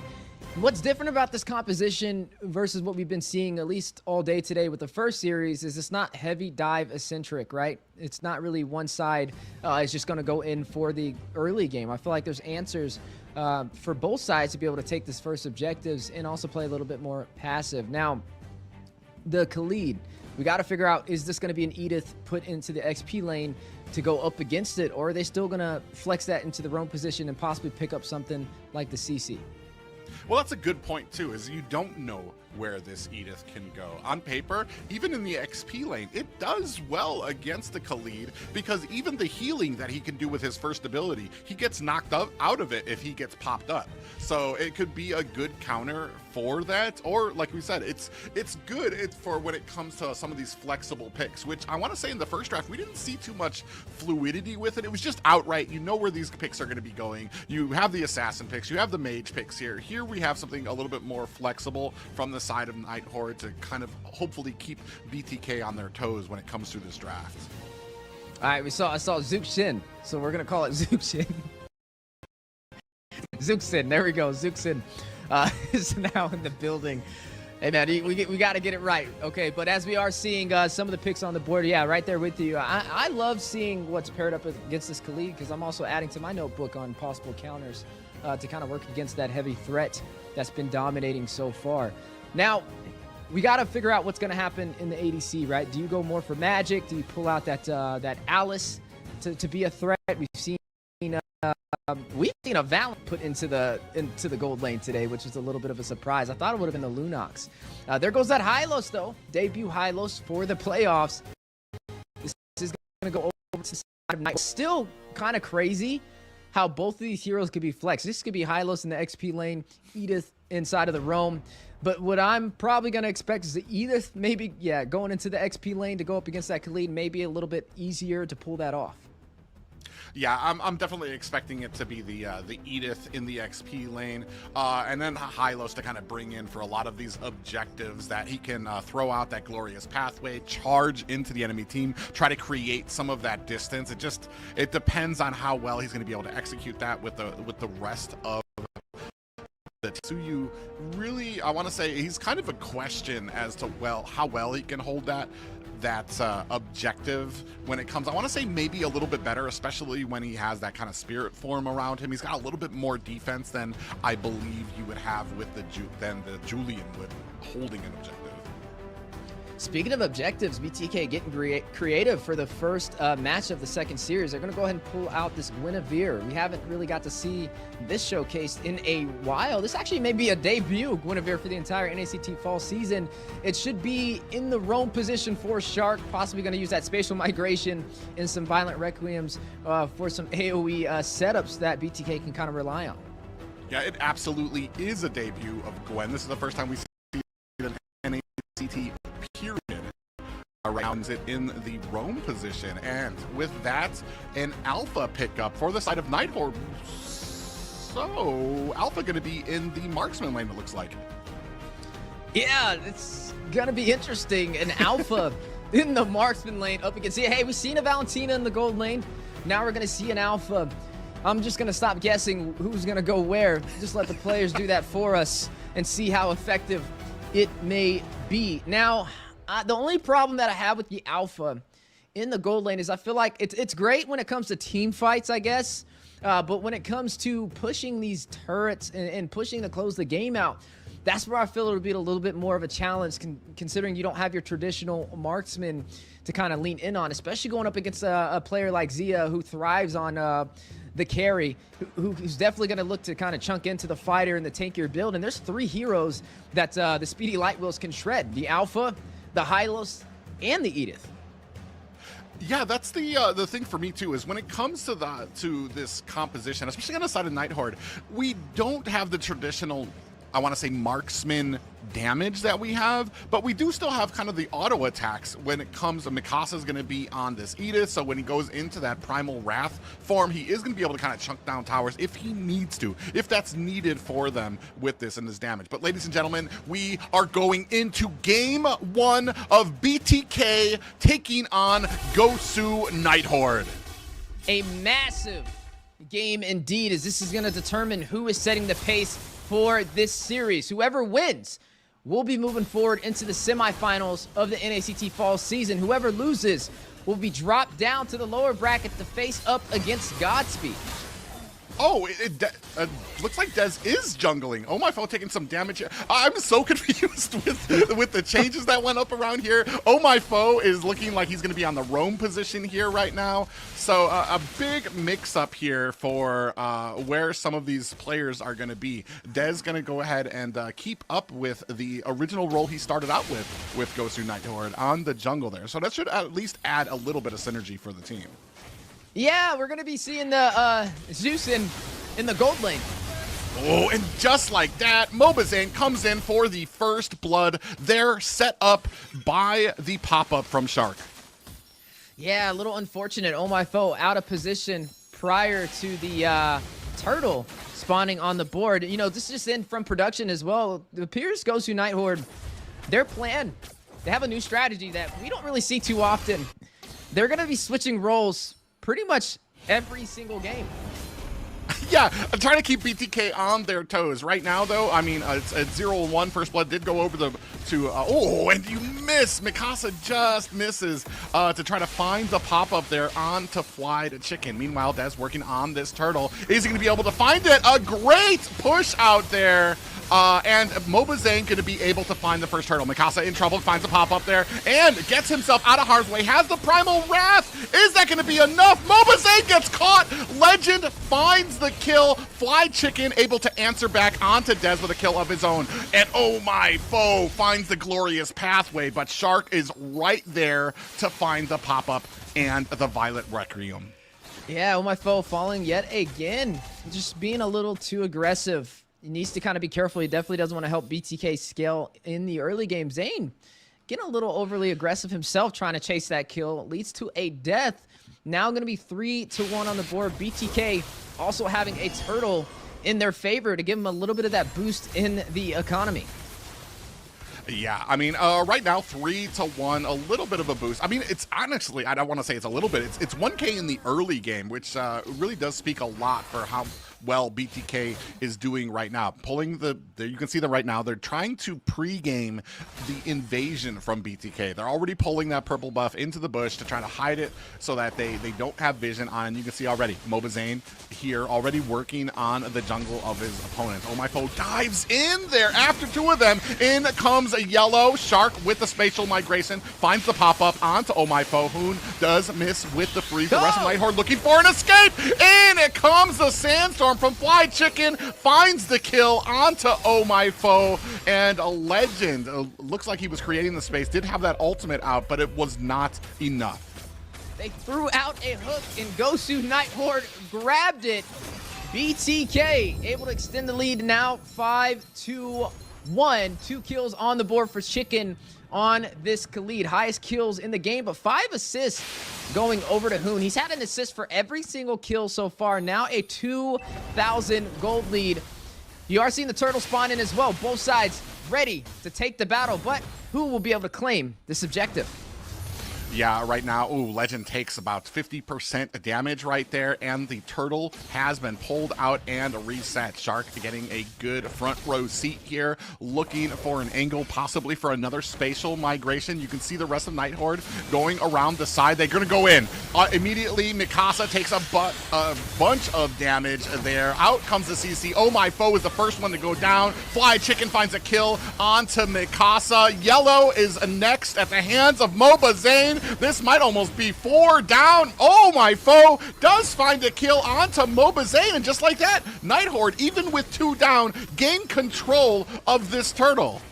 And now BTK has to find a trade. Look at the top side. We're looking at Zia quickly trying to burst down these minions. He's not very mobile, though. You're already seeing the 2-man rotation over there from Legend, from Oh My Foe, to defend on the top side. So overall, that's a 1 trade for the side of Gosu Night Horde. The gold difference is a little over 1,000 now, slowly closing that distance to try and equalize this economy. Oh My Foe! He was very aggressive in the early phase, but he has 2 kills now under his belt. He actually has the highest kills for Gosu Night Horde. Yeah, and I want to say a great job by Night Horde. They took 2 deaths, but still the team was focused on the target that they wanted, and that was Mobazane. Without Mobazane, BTK was not going to be able to contest this turtle. They immediately had to flee, and Night Horde picked them up an objective here. Trying to even it out. It's still a 1K lead for BTK.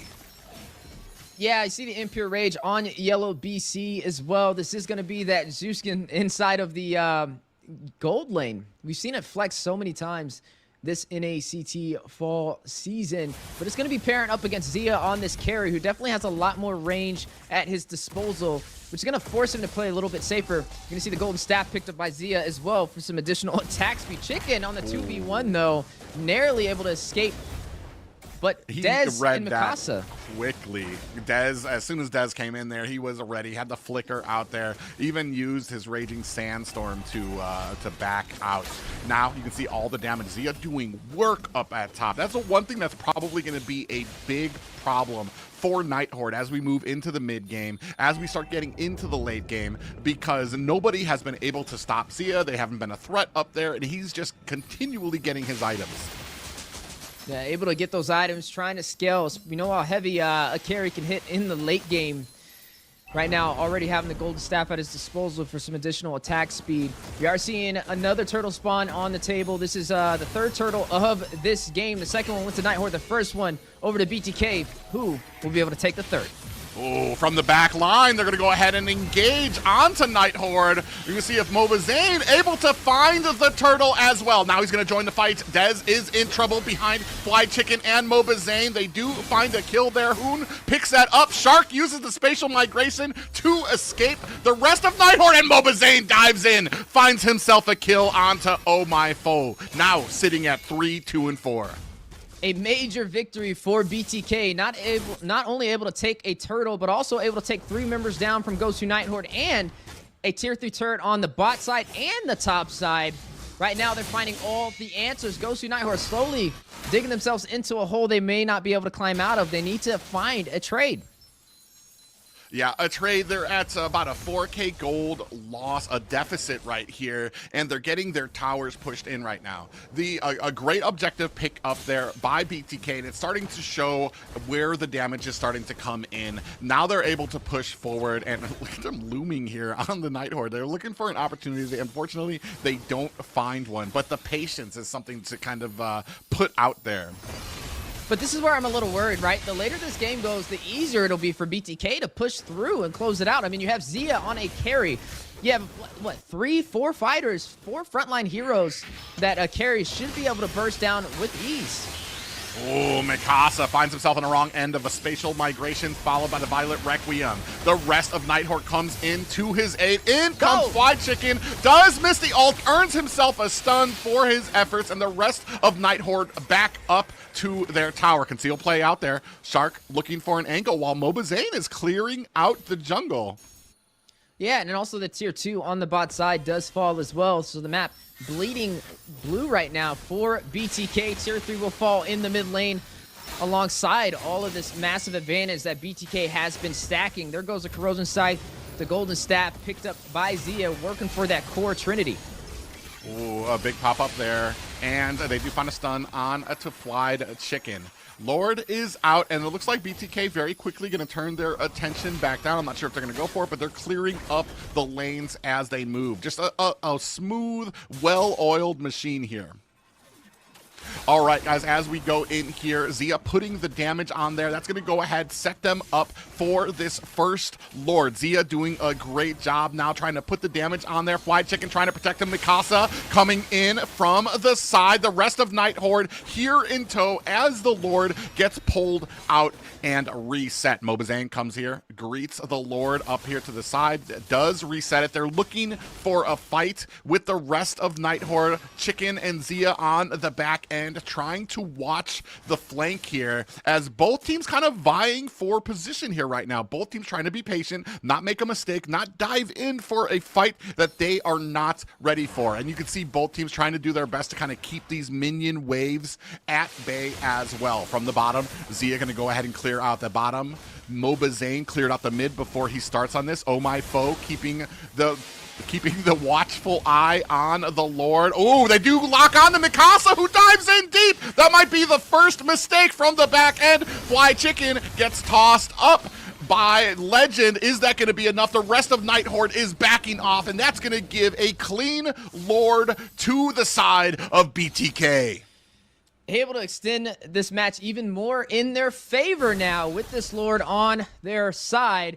They should be able to take the remaining tier 2 turrets. Go to Night Horde, forced to be very passive this game, and not having a traditional marksman is not really working in their favor.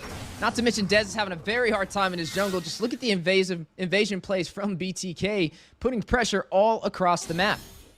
Well, for me, it's like what they don't really have that late game insurance, that late game burst that's going to come through, unless you're kind of leaning on Mikasa. But like right now, you have Zia starting to come online. All BTK needs to do is use that heavy front line that they have, get the CC down, allow Zia to do his work with the speedy light wheel, and there just really is not an answer on the side of Gosu Night Horde, as BTK just moving from one lane to the next like clockwork. Yeah, and the clock is definitely ticking and not in Gosu Night Horde's favor as BTK is looking to push open the base.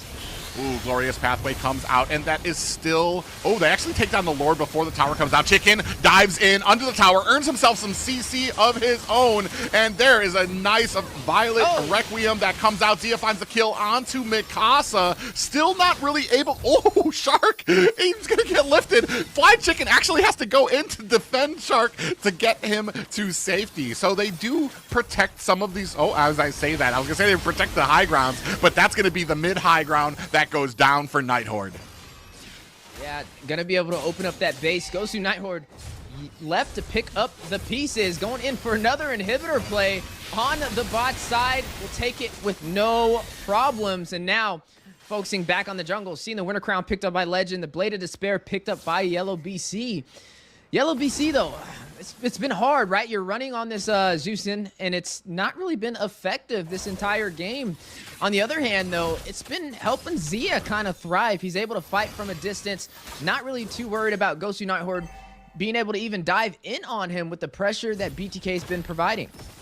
Yeah, and I'm kind of wondering about this the Suyu pick, if it was something that was part of their composition, part of their plan, or if simply it was there to take it away from Mobazane, as we saw how great he was in the last game of the series last week on the new hero. Because they're just not able to find it. We do have a conceal play in here. Hoon guided by the rest. Oh, with a flicker comes in there, find themselves an airborne Mikasa. Hoon with the cleanup there, and is going to go ahead and put those auto attacks out. From the backside, Oh My Foe comes in, but is greeted by 5 members of BTK who put the boots to him. And now with these 2 minions, are BTK going to be able to close this up? A lot of CC diving onto Night Horde, 50% on the core. They do find a kill onto Dez. It's just Legend alone, and that is going to be game 1 to BTK. A major victory to be able to start this series in their favor for their debut in the playoffs for the NACT Fall Season. 16-4-35.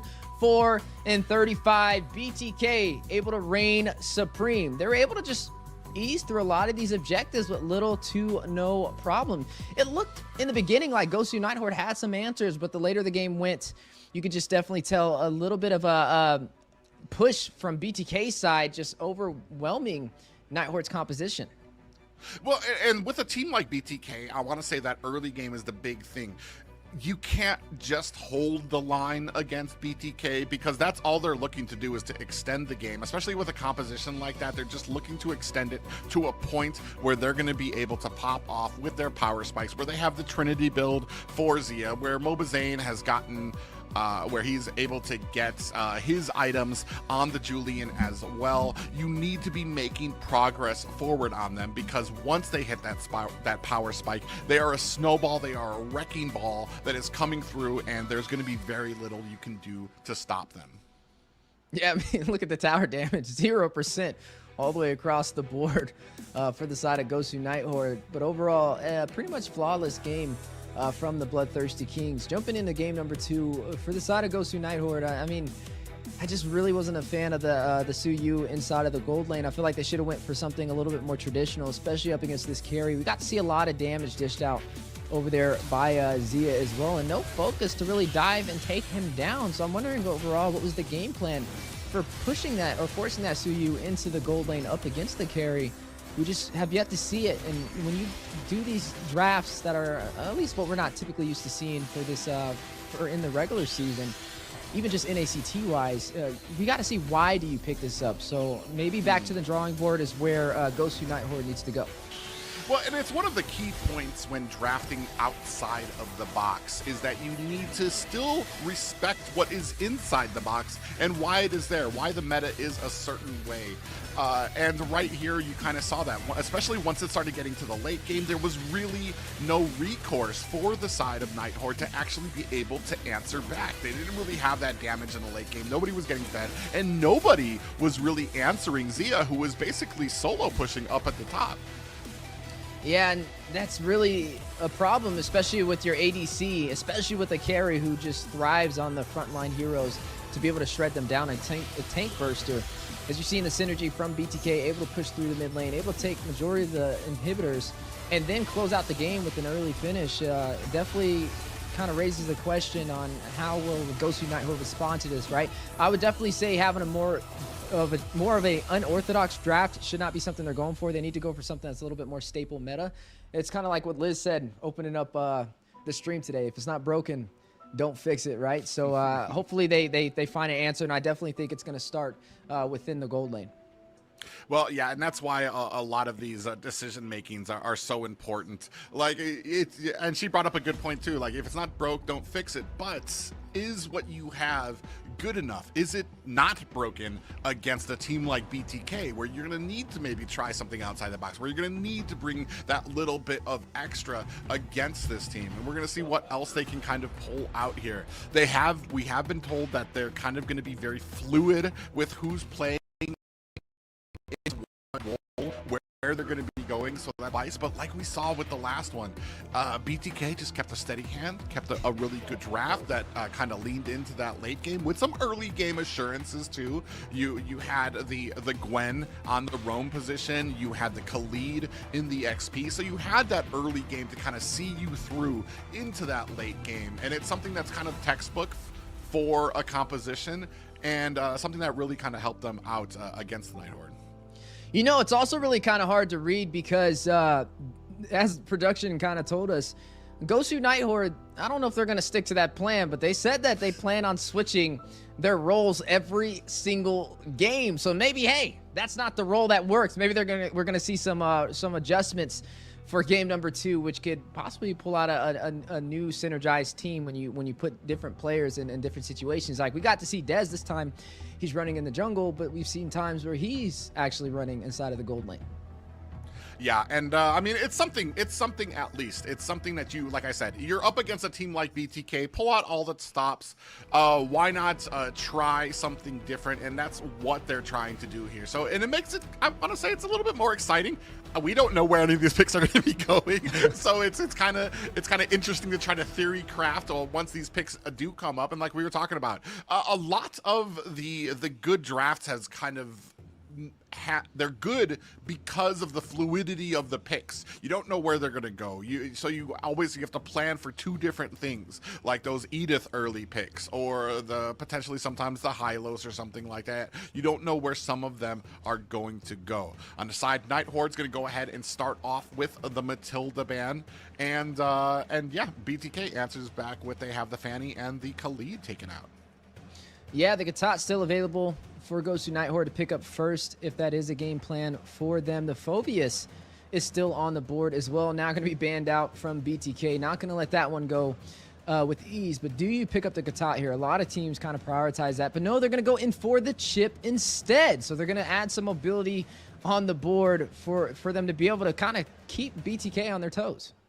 Yeah, this is something interesting because of the map presence that chip provides. Do we answer that with map pressure of our own? We've seen that Hoon is very flexible, very fluid when it comes to the Lu Yi. We can bring that out there, but no, BTK can very immediately answer. I mean, I've seen it talked about that Zane has really been favoring the new hero, so you're going to have Gatakacha out there as well. That's a lot of good early game assurance for the side of BTK.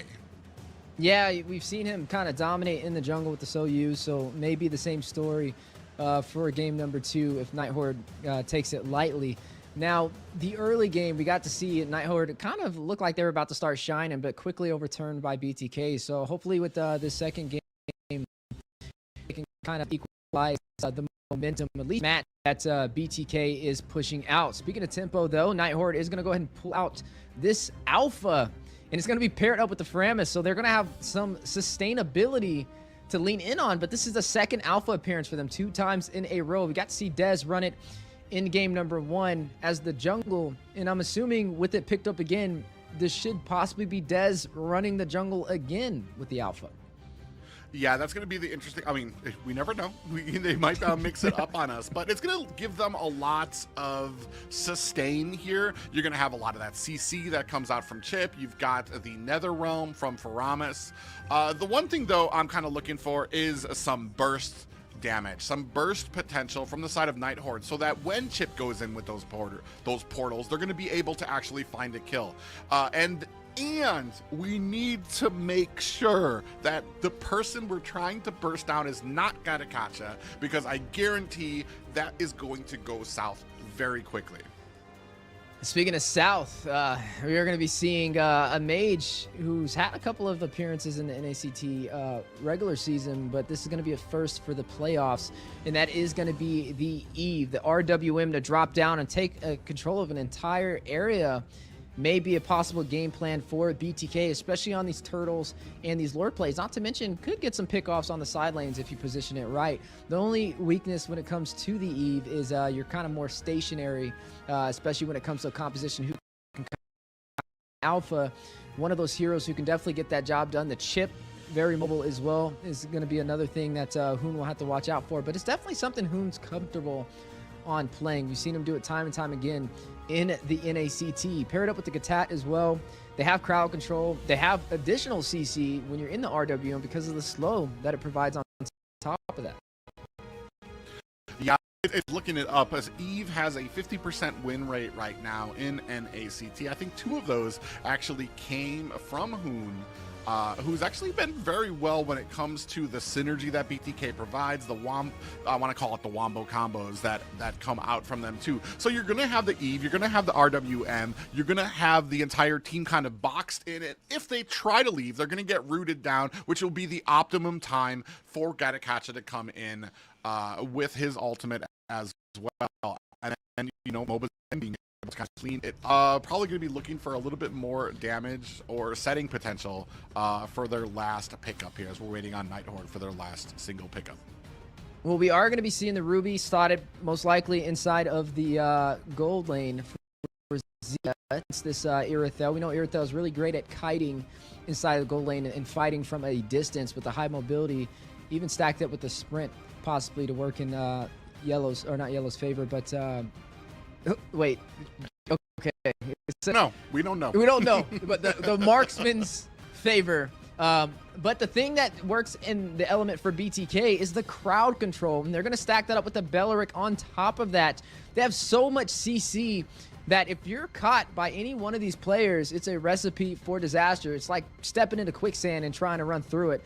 It just doesn't work. But sustainability is what works on the side of Nighthorde, right? You have Legend, who is going to be running on this Faramis, who can keep the team alive. Not to mention the Alpha is very sustainable as well to also stay alive. We don't really know. We can't trust what we're seeing right now because they like to switch things last minute. It might not even be Dez in the goal position. Last time he ran the Alpha game number 1, it was in the jungle. So we're going to wait. We're just going to take this with a grain of salt as we push forward for game number 2. Yeah, and the big thing here, you talked about it, the CC. The big thing for me is going to be some of these rotations. How we're going to handle the chip being able to come in with those teleporters. Is BTK going to keep this composition nice and tight to where even if they get caught, they're still catching like 3 or 4 members that they're going to have to contend with. I don't really see BTK kind of rotating alone.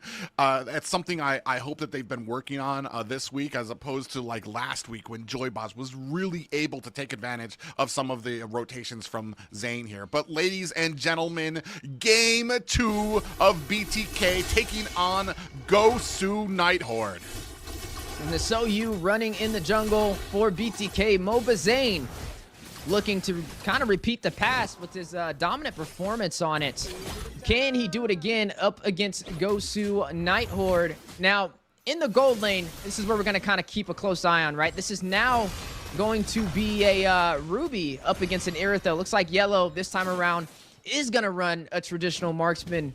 Is this what they kind of were lacking for game number 1? Could this be the difference for them to even out the series?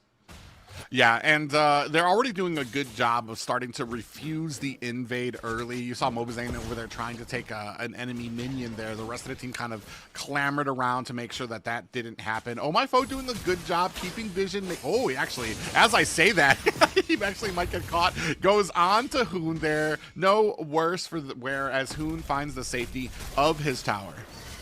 We also got to keep a close eye on the Belleric. We don't see it too often.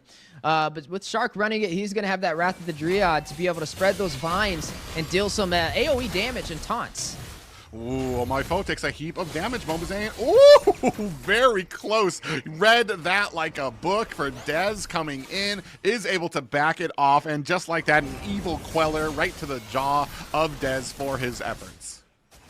Yeah, and right now, off to a slow start from both sides. 2 minutes in, neither side has found a casualty. Yeah, speaking of which, oh, here comes the Avatar of the Guardian. It does find a mark and a flicker out. Here comes the real-world manipulation, trying to make Legend pay. He's going to pull back Chicken. Out comes the Alpha charge, but Chicken, look at, this is what I was talking about, that Gatakacha. Look at all the health he's able to sustain there. Shark finds a kill onto Dez. The rest of BTK pushing forward into Mikasa. Shark unfortunately finds himself on the wrong end of that mid tower, so they do not leave deathless. 1-2 in BTK's favor. But that's a trade that I would take any day. I mean, they only lost their roamer in that engagement, and they can definitely afford that, especially on top of taking a turtle, which is going to give them a lead up against Gosu Nighthorde for the 3-minute mark. Now up by 1,000 gold.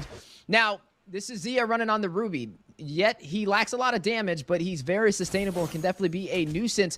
And the crowd control and sustainability is what makes up for it. But on the other side of the table, Yellow BC, he's going to be hitting like a truck, and he's going to have some high attack speed. Also, to be able to kite up against BTK as they do try and chase him down, which means he could play for survivability and be the late game ADC that Gosu leans on.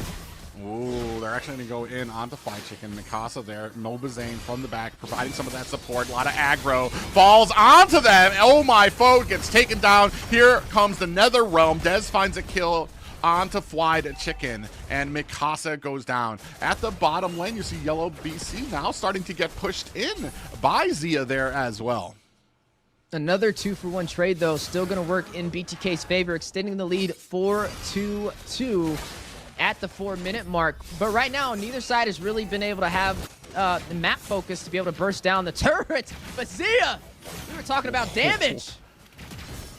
Oh, with the flicker, and Mobazane comes in to clean it up. No fair. He was expecting a fair fight one-on-one and gets taken out by Mobazane. Meanwhile, though, I want to say Gosu Nighthorde very quick. Avatar of the Guardian. Legend gets caught. And is he going to get aggroed as well? Oh, my foe from the back end puts some damage onto Mobazane. Mikasa comes in, does miss the penalty zone as Fly Chicken and Shark zoning out the rest of Nighthorde while Zane takes the turtle. Neither side will find a casualty, but another objective going over to BTK. 2 turtles so far within this game as we are now trickling in to 5 minutes. Zia on the bot side, though, doing a great job of proxying these minions and putting on pressure to Yellow, denying him being able to rotate and protect that turret. Look at all the gold plating. It's already gone from the tier 3 turret. Yeah, and right now, and doing a good job. He was actually originally getting pushed by Yellow back into his tower. And I want to say, Yellow, I can see the mindset that you want because as you get into mid and late game, Yellow is going to be able to pick up perhaps that Demon Hunter sword that will be able to kind of chunk down some of these thicker boys on the side of BTK. But right now, he is suffering. Yeah, 1,100 gold difference between Zia and Yellow so far. Zia did pick up the War Axe as well to be able to sustain himself in these fights. Ooh, and they do put some damage on the Mikasa. He has to use that penalty zone defensively to get away back to the tower. And that, we do have 50 seconds, so he'll still have the penalty zone back up for the next turtle. Look at BTK's camera, all of them sitting on the couch, except for Shark. He's in his own world. Yeah, Shark is chilling right now. Oh my foe right now. Meet and greet between him, Shark, and Zia. Yellow BC trying to do his best to provide some backup cover here. Real world manipulation comes down. Oh my foe has to retreat to the tower. And speaking of that, Dez gets killed off screen. Mikasa trying with all his might to defend the tower. And oh my foe gets picked off by Zia. A good 2-3 split from BTK into the side lanes. Very effective and is allowing them to push in the turrets even further. The tier 3 does fall. Zia able to claim it on top of taking down Oh My Foe. The turtle does spawn in. This will be the last turtle for game number 2. Tier 3 falls in the mid lane. One ability from Zane chunks down Mikasa to 50% health. Fly Chicken earns himself a stun. Ooh, Shark was pulled back into the tower, but is able to use that little sprint to get himself to safety. Yeah, and right now, with a 7-2 lead, it's not the highest in terms of kills, but in terms of objectives, that's where BTK is skyrocketing. Now up by 6,000 gold ahead of Gosu Nighthorde. Just pretty much a step ahead of them in every single situation. I'd love to kind of take a look at some of their items on the board just to kind of see how far ahead they are in terms of getting to the core items needed to try and close this one out. But Yellow BC, we still got to keep an eye on him. He is the traditional marksman. If they can kind of wait for that mid to late game, maybe he'll be able to deal the damage necessary and use the range and kiting to his advantage.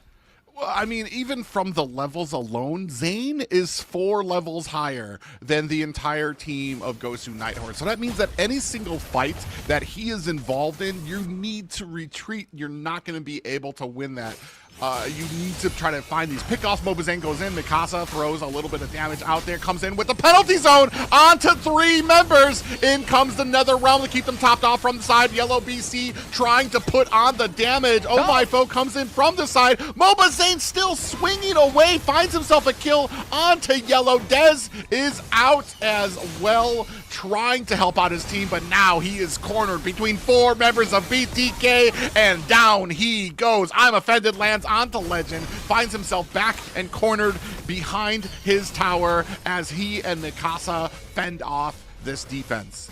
And that's just a level difference when it comes to micro, right? To be able to engage and disengage and then go right back in to be able to sustain in the fight even when it's not in your favor is where BTK is kind of outclassing Gosu Nighthorde right there. They're able to take down Yellow BC on top of that, who's now 0-2-0. Does have the Hoss Claws to kind of work in his favor. The Lord spawned in, quickly bursted down by the Bloodthirsty Kings. Now we'll be able to use this in their advantage to possibly take down some of the tier 2 turrets. BTK still putting on that pressure though, taking all of the farm away from Gosu, not giving them any room to breathe. And at the 9-minute mark, BTK have entered a 10k gold lead onto Gosu Nighthorde. Still trying to mount the pressure up at the top lane. Lord coming through the bottom. The rest of Mikasa and the Legend, the 4 of Nighthorde trying to fend this off. They're at the very least most likely going to be losing this mid tower to be left to only high grounds. And especially with as tanky as they are, Shark's not really scared. There's nobody here that can burst him down. Mobazane coming in from the side. Ooh, a little bit of a taunt there coming from Shark. And down to only the high grounds we are on the side of Nighthorde.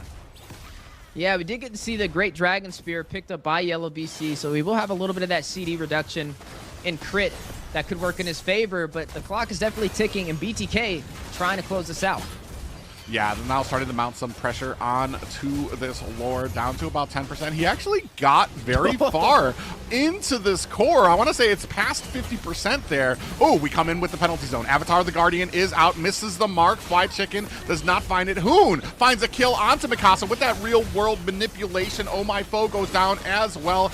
And BTK enforcing their will. It's just Yellow left there, 50% left, and that is a full team wipe and another BTK victory. And a fancy finish on top of it. The Bloodthirsty Kings holding their crown for this series. Now up 2-0. One more game to go, and they could match the pace of Cloud9.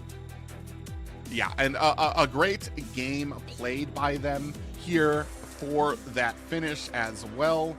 And I want to say, I commented, I said that Fly Chicken missed his mark with the Avatar of the Guardian, but what he was doing was zoning out the rest of Gosu Nighthorde to push them back while Hoon had them locked in with the real-world manipulation and was bursting them down. So I want to say a well thought out and nice synergy coming there from BTK, and unfortunate right now for Nighthorde, who have not been able to find their leg against BTK.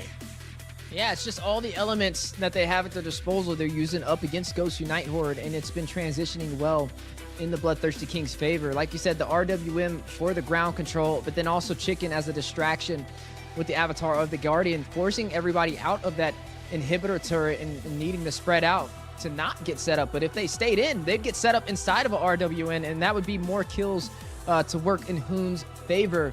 That's 2 wins so far, and this is going to go down as potentially the fastest game we've had today between Series 1 and now, sitting at that 10-minute 27 mark. BTK trying to close this one early. They are ready to go home. But it's great to see the synergy coming together for them. And right from the get-go, very little, I want to say, there were little signs of Yellow in the early game was able to kind of push back Zia on the Ruby, but as soon as like reinforcements came there, they were very quickly able to overwhelm some of these lanes, even to the point that Terizla wasn't able to do much. Even came in a great penalty zone onto 3 members, but by that time, BTK was so far ahead that none of these fights were really mattering. I was talking about it before. Zane was sitting at 3-4 levels over the highest member of Gosu Nighthorde. When we were looking at some of the gold leads there, he was about 4K up himself. 4K up on the highest member of Nighthorde. And this is one of the things we've talked about for Zane for years, is his ability to farm. No matter what's going on in game, he's always able to get the farm, keep his farm up, and keep that going forward. You know what's interesting too is a lot of teams have been banning out the Soyu, but Gosu Nighthorde, it looked like they thought they had a plan for it, and maybe just kind of sticking to the staple meta in terms of drafting should be what they focus in on. I mean, you can clearly see it's not a hero that you want to let go with ease, especially if you don't have a proper plan to defend up against it. We didn't see a plan right there. I mean, Zane, he went through that entire game without a single death, able to kind of thrive, put on the pressure, and rack up those kills. Maybe jumping into the third game, and potentially a last game if they don't find some answers soon, they should ban it out. Yeah, I mean, it's looking like something that Zane is really starting to favor here. Here's that little zoning out there from Fly to Chicken while the real-world manipulation was going on there as well. Just a great job here. And unfortunate for the side of Nighthorde, there's not much that can be done here as Yellow was getting picked off as well. Yeah, now Private, here we are yet again, kind of similar to the first series of the day, right? It's 2-0, potential for another sweep. Now, I always say it and I still stick by it. I want to see this go the distance. I want to see something that goes all the way to a game 5, but it's going to take a lot for Gosu Nighthorde to make that happen. Well, and that's kind of coming in. Even with the chip, they weren't able to kind of capitalize on it. And what do you give up to have the Soyu ban or I mean, your side too? We saw them, they had it on their team in the first game, and they weren't able to really capitalize with it. So it's anybody's guess what you do against this team, and especially when it comes to kind of getting caught out there alone. That's what we saw coming from Shark. He's able to find some of these pickoffs. He's able to punish the enemy roam when he's out on his own, when the team's not able to back him up. So it'll be interesting to see what the side of Gosu Nighthorde can do here with possibly their last chance to kind of keep their hopes alive here in the top bracket. Well, I will say, at least I guess they didn't stay true to what we were told earlier. I mean, it looked like they were running the same role for game number 2, so maybe they're going to run that for game number 3. I don't know if I'd recommend switching it for a potential match that could knock you down to the lower bracket. I feel like with as far as they've came, they have to definitely probably just stick to it and iron out those kinks. But it's rough, right? I mean, you're looking at the Bloodthirsty Kings. They've been pretty dominant on all the neutral objectives, even when it comes to the 1v1 matchups inside of the gold lane. Even when you do get that traditional marksman, which we thought could have been a potential answer, you still see the staple meta, such as a Ruby, over in the gold lane. So we got to go back, but we're running out of time. I feel like possibly definitely banning out the Soyu is step number 1. Get that off the table as soon as possible. We know BTK is a team that heavily focuses on getting Zane comfortable. They thrive when he's able to find that farm. They thrive when he's able to get these turtles in these neutral objectives. They need a composition that could be a little bit more aggressive and stop him from rotating around, because when he climbs on those objectives, he's pretty much putting everybody on the table when it comes to getting their items in those power spikes. Well, and that's the problem too, is because if you start focusing on Zane, there's a lot you still have to contend with, because Shark is probably, well, I mean, undoubtedly one of the best roams in North America. So if you're trying to take out Zane, that's something that's going to have to be on your mind. Where is Shark? What is Shark doing? What can he do to punish me for trying to go after Zane? It's not impossible though, because we saw last week Zane was getting caught a lot. Shark was making some of the rotations. Maybe the answer is to try to put some pressure on a lane across the map. Once you're putting pressure there, you mean you have Shark that needs to rotate up there, and maybe you have Zane, you catch him rotating alone. But I mean, it's all great to theorize up here while we're watching, but in game, I'm sure it's a different story to try to create that type of pressure. You've got 2 very solid XP and gold laners in Zia and Fly Chicken that we've seen here. Yeah, they're definitely showcasing that they're ready to move on to the semifinals, and we got to see that spark lit up from the side of Gosu Nighthorde, especially with this being game number 3 and the stakes getting even higher. Like we said, the higher you climb up that ladder for the NACT Fall Season, the colder it gets. Now, the gold lane matchup's definitely been something that's been interesting, right? I mean, Yellow, he's rotating around a lot of different. We've seen him on the marksman position as well. We've seen Dez on the marksman position, and the question is, who is the best marksman for Gosu Nighthorde? Wait, are we done with the draft? All right, we are done with the draft. Ladies and gentlemen, we're not wasting any time. I know y'all want to see the show, and we're here to bring it to you. Yeah, I mean, I just had to do a double tick so I can like try to absorb what I'm seeing to see where the pluses, the minuses are here. We're gonna have the early game coming in from the side of Nighthorde with the Nolan pickup, with the Matilda out there. You've got that early game assurance, and even with the CC out there as well, with some of that tower taking ability coming out fresh. And on the other side, I want to say a BTK, Fly Chicken on the show. I actually don't remember seeing Fly Chicken on a show yet, but Mobazane, I want to say, dare I say, probably one of the best alphas, definitely one of the best alphas in North America, but the argument can be made about how good he is internationally on that. So it's going to be a very rough one to overcome for Nighthorde. And speaking of overcoming, the biggest challenge yet for Gosu Nighthorders, ladies and gentlemen, we are jumping into game number 3 of the playoffs. Who will move on to the semifinals? Who will be knocked down to the lower bracket between BTK and Gosu Nighthorders? Yeah, we're about to find out. Hanging on by a thread right now is Gosu Nighthorde, not wanting to get relegated down to the lower bracket.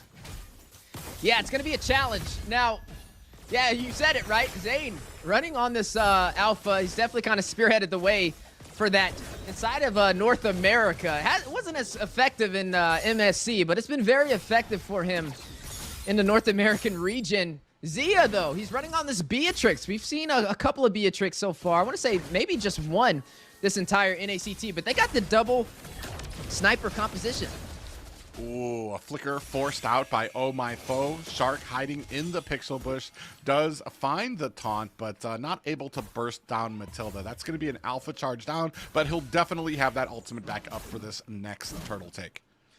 Yeah, I was talking about the double sniper composition. If Hoon and Zia can time it just right, they could potentially two-shot somebody if they get them in their crosshairs. Maybe that's the game plan for this. I always love to see a Navaria paired alongside a Beatrix.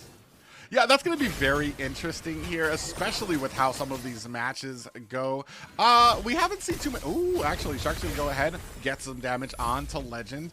And right there, from the back there, is Hoon to kind of provide some of that suppressive fire. The turtle seems to have been up for a bit now. Neither team really vying for a position just yet. Oh My Foe hiding in the pixel bush gives a little vision for Shark, who's going to hide up in the L bush. They do pull out the turtle. Zane really right up in the front. They're going to go ahead, lock on the Moba Zane, force out the alpha charge, and the guiding winds from Oh My Foe find him from the back. Fly Chicken finds a way of the dragon. No kill just yet for either team.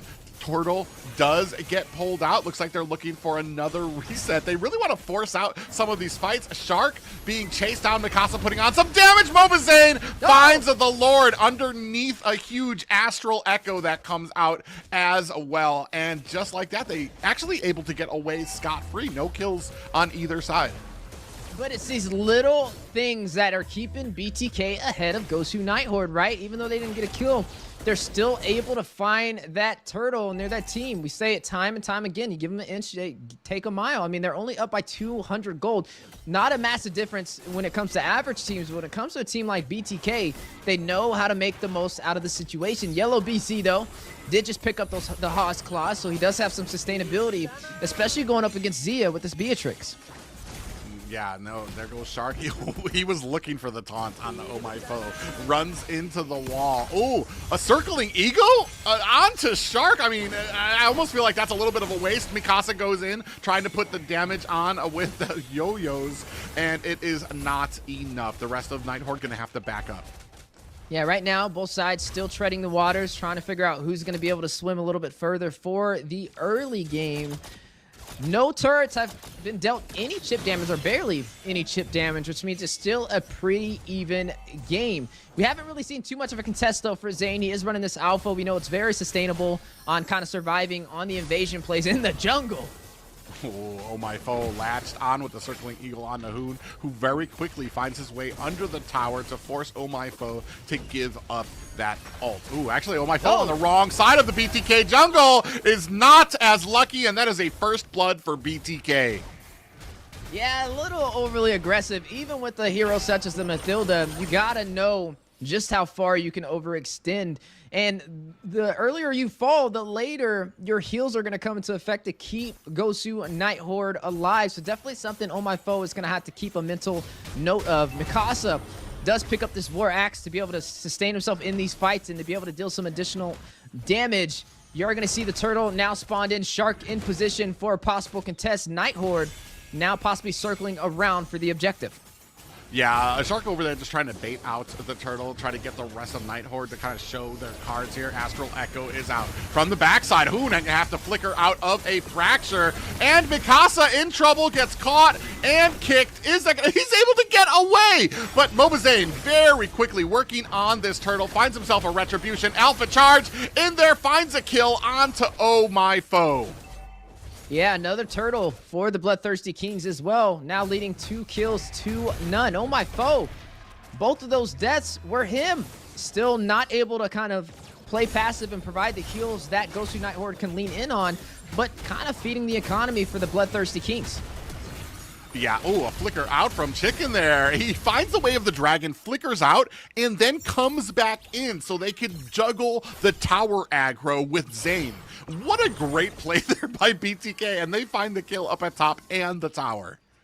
Which is going to be a major threat for Ghost Unite Horde, as now it's going to open up the free reign for Chicken to be able to rotate and traverse across the map. Maybe be able to flex down to the bottom side to help Zia possibly take down that tier 3 turret up against Yellow, who's been doing a good job contesting it. But you are seeing a 3-1 lead inside of BTK's favor now at the 6-minute mark, kind of similar to game number 2. And Shark kind of hiding out in the bush. Here comes an avatar of the Guardian. And still, Shark able to very quickly get away from that back end fight. And now he's going to go ahead and join Zia at the bottom. I don't even know if Night Horde realized it. They went to go join at mid, then realized, oh god, we just let bottom open. And they're going to have to go ahead and defend and take away some of those minions. Yeah, at least they have Oh My Foe down there to keep Yellow alive, so they will be able to hold on to that tier 3 turret. But you did see a little bit of a focus from Ghost Unite Horde in the mid lane. They're trying to kind of find a way to take down that turret. Circling Eagle onto Mobazane. He goes through with it and gets bursted down by Zia. He just disappeared into dust there. The rest of Night Horde trying to focus on this purple buff. They don't want to get it stolen. He gets his purple buff stolen. I believe Shark got that. That is very rough in terms of the economy. Another turret will fall as well. This time on the bot side, tier 3 pushed in by Zia. Yeah, and they try to put some damage on the Shark. He just goes ahead, recalls in their face, and then uses the avatar of the Guardian to get away. Alpha Charge comes in. Dez takes a heap of damage. That Guiding Winds just narrowly saves him from a deadly fate there. Legend goes in with an IMU avatar of the Guardian, misses all of BTK. Now Chicken and Mobazane focusing on this turtle. Rest of the team starting to come in, and that's going to be another turtle for Mobazane. If Deadly was not enough, now throw some Despair in the mix as Zia picks up the BOD to be able to dish out some heavy physical damage. Oh, Shark finds 2 members of Night Horde hiding in a bush. Fly Chicken trying to create some distance. Taken down very low by Mikasa. Is he going to be able to find an escape? Gets taken down. Oh My Foe with the kill there. Able to find something at least, but Mobazane answers back with the kill onto Oh My Foe. Mikasa gets burst. Oh, he actually bursts down Shark before Zia puts the finishing touches on him. A 6-3 lead for BTK. Yeah, but I'm worried about Zia, right? He's now 3-0-1, highest kills in the game so far, tied up with Mobazane, but just picked up that BOD to hit like a truck. Ghost Unite Horde needing to be careful on these next engagements. Needs to know if they need to play passive. I don't know if they can take the fight. They're already 4,000 gold behind the Bloodthirsty Kings. Berserker's Fury has been picked up, though, by Yellow BC for that crit. But it's going to be hard, especially paired up against Zia, because you're already seeing the damage on the way. Yeah, he just chunked him to down 80% of damage. Oh, look at the damage coming in from Mobazane. Shark finds a kill onto Oh My Foe from the back end. Chicken finds a way of the dragon. Down goes Mikasa. Legend running for the safety of his tower. Shark is not shy, diving after the tower. In comes Fly Chicken, and Legend gets away. Meanwhile, creating that distance for Mobazane to take this mid tower. The Bloodthirsty Kings has yet to find a turret on their side fall. They've been able to climb up this map piece by piece. Some surgical gameplay poetry in motion up against Ghost Unite Horde so far. Now left to kind of defend in their base. They have a tier 2 turret on the bot side, but they can't even push out to defend that with the pressure of BTK. Ooh, a nice little Jeet Kune Do comes in. Fly Chicken does find the pop-up.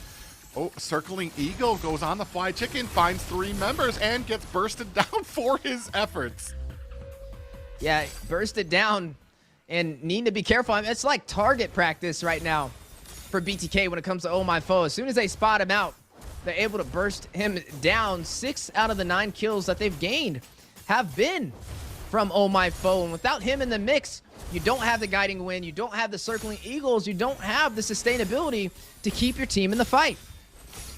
Yeah, and right now this is all BTK starting to clear out some of these lanes, going ahead and proxying the bottom lane so they can start on this next Lord. In comes Zane. Oh, they actually restarted it on accident, I believe. The rest of Night Horde, are they going to contest it? They have Nolan way up at the top, so I really doubt it, and that's going to be an easy one for BTK.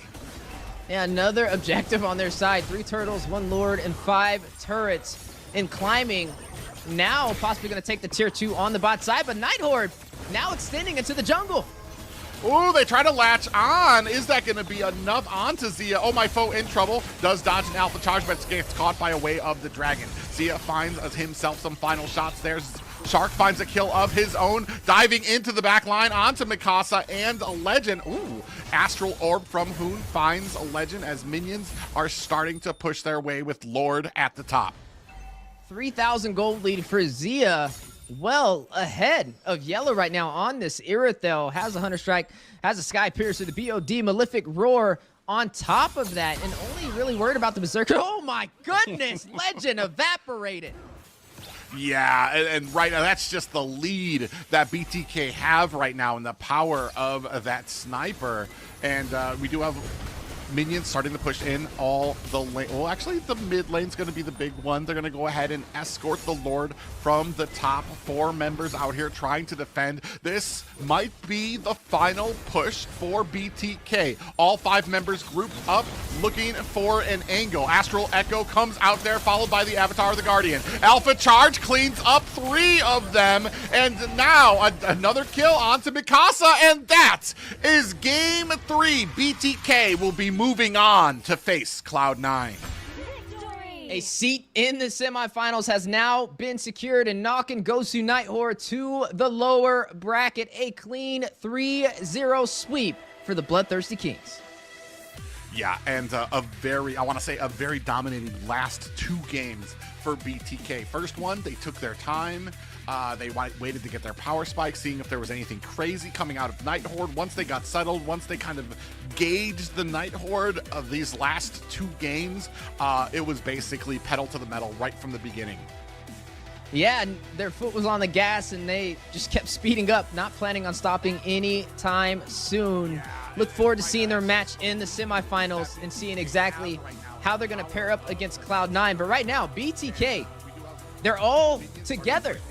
They're boot camping it out, and you can tell it's making a difference. Yeah, and that's very interesting right now. I mean, the Matilda pickup, there were a few opportunities that the Matilda went in, and I kind of questioning sometimes. Like, I'm sitting here wondering, does he know he can cancel? Because you don't have to go with that. He went on to some members there. I think there was one on the Shark, one on the Mobazane, that you really weren't going to be able to find a good opportunity. And almost, I mean, if your team would have followed, you probably would have cost them a few more deaths here right now. You can see here, tower damage, so little picked up by Gosu Night Horde. That just tells you about the pushing power from BTK here in all of the lanes. Yeah, the Bloodthirsty Kings is not really a team that you can change your roster up on, right? You can't really just change your synergy at the drop of a dime and expect it to make the difference. BTK is a team that's known to kind of stick through the same team, at least for the regular season in the playoffs. Whereas Gosu Night Horde, I mean, we even got it from production. Even during this series, they were planning on switching their roster every single game, but then they started to realize how heavy BTK could hit, and they kind of changed their mind on that. So hopefully, as we do see them drop down to the lower bracket, we see them kind of iron out these kinks and go up against Godspeed for a good series. Yeah, it's really interesting to see an interesting play here. Like, and that's what I was talking about there, is that Chicken went in, found the Way of the Dragon, flickered out so Mobazane could get aggro from the tower, then came back in with the Way of the Dragon. It was a really interesting play, and very interesting to see Chicken on the Cho, which I don't believe I've ever seen him on the Cho. So maybe adding a little bit more flexibility to their repertoire and to what they can put in that hero pool. It definitely was impressive and a sight to see. Hope to see it again. Shark was on fire as well with this Katat, just able to get those Avatar of the Guardians when necessary. And it's just been huge and very impactful. The whole team ready to kind of fight it out inside of the semifinals. Now, is this BTK especially all being together in boot camps. Will they be able to make a different story from what we've seen when they went up against Cloud9? That's definitely something we're going to be keeping a close eye on. But also, not to kind of lead things away from their opposers, Gosu Nighthorde. We got to see how they go up against Godspeed. All these teams, you know, they made it to top 4. Definitely something to be proud about. Nobody's officially been knocked out yet, but BTK and Cloud9 have gained some insurance on remaining in the upper bracket.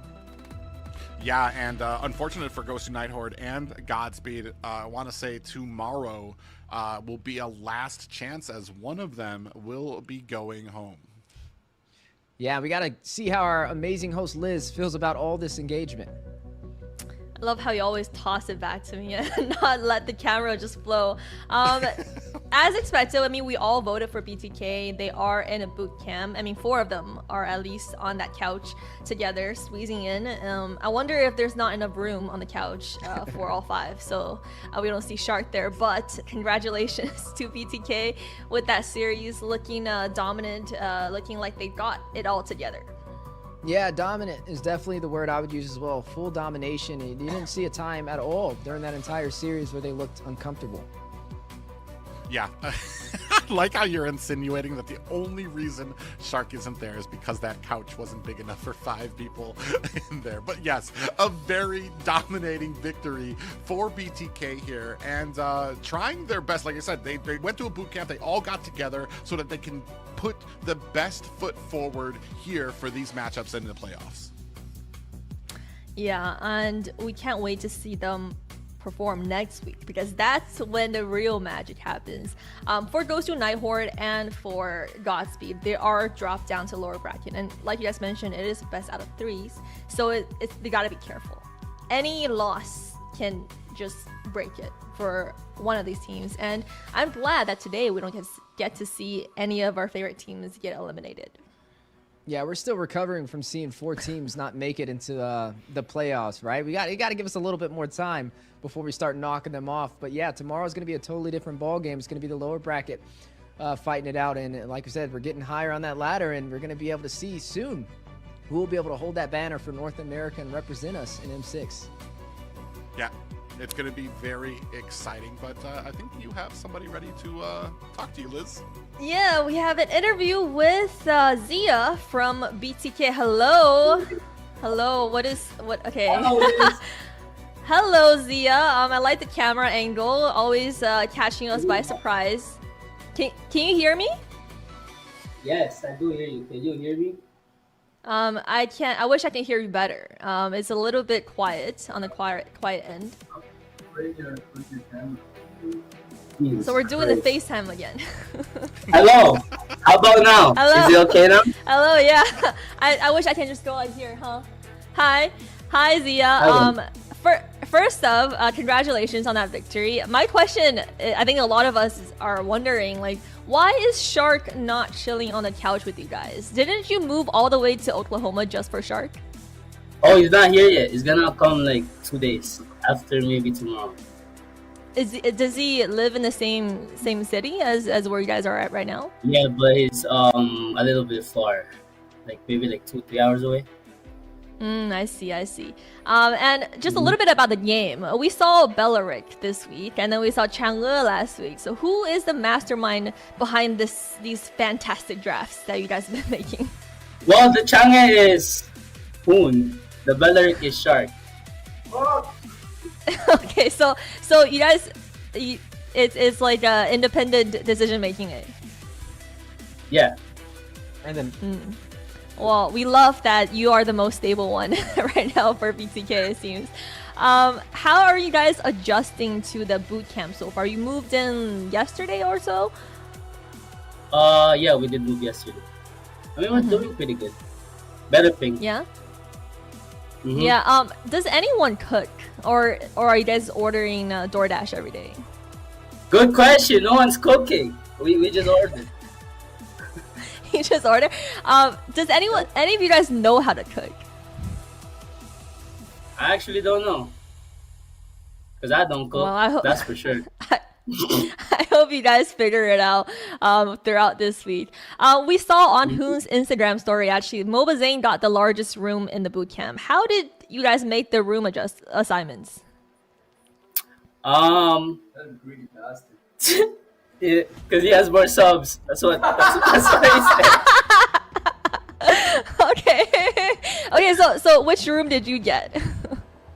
I got this. Not smallest. I got like the decent one. You got a decent one? Okay. So I guess you are going by subs. Are you guys sharing rooms, any of you, or is it 5 rooms no. for each of you? It's yeah, we do have 5 rooms here. Oh, that's pretty good. You guys living a good life out here. Now that you guys have won this series, you will face Cloud9 again next week in the upper bracket semifinals. How do you plan to perfect your craft and win the series? What do you think? Tomorrow, yeah. We're just gonna try our best. Draft accordingly, do better every rotation and all that, and better decision makings. Yeah, and we hope to see that. Now that you guys are settling into the boot camp, have you set up a practice schedule for the boot camp life, or like when you guys gonna wake up, how many games you're gonna play? Like, what is that gonna go for you guys? We did probably like we start like 6 something, then we just play RG until 6 p.m. until we get tired. Yeah, until we get tired, or maybe we could just do like depends if everyone's awake, then we just play. So when are you guys planning to wake up every day? Because we know you guys have some crazy schedules. I don't know if they fix their sleeping schedule, that's for sure. Well, we hope to see that. Great performance, both of you. Hope one of you guys are gonna cook, and we hope you guys settle in the boot camp, and see you all tomorrow. I'll see you tomorrow. Bye bye, Liz. Bye. Well, I love every week with these full angles we got.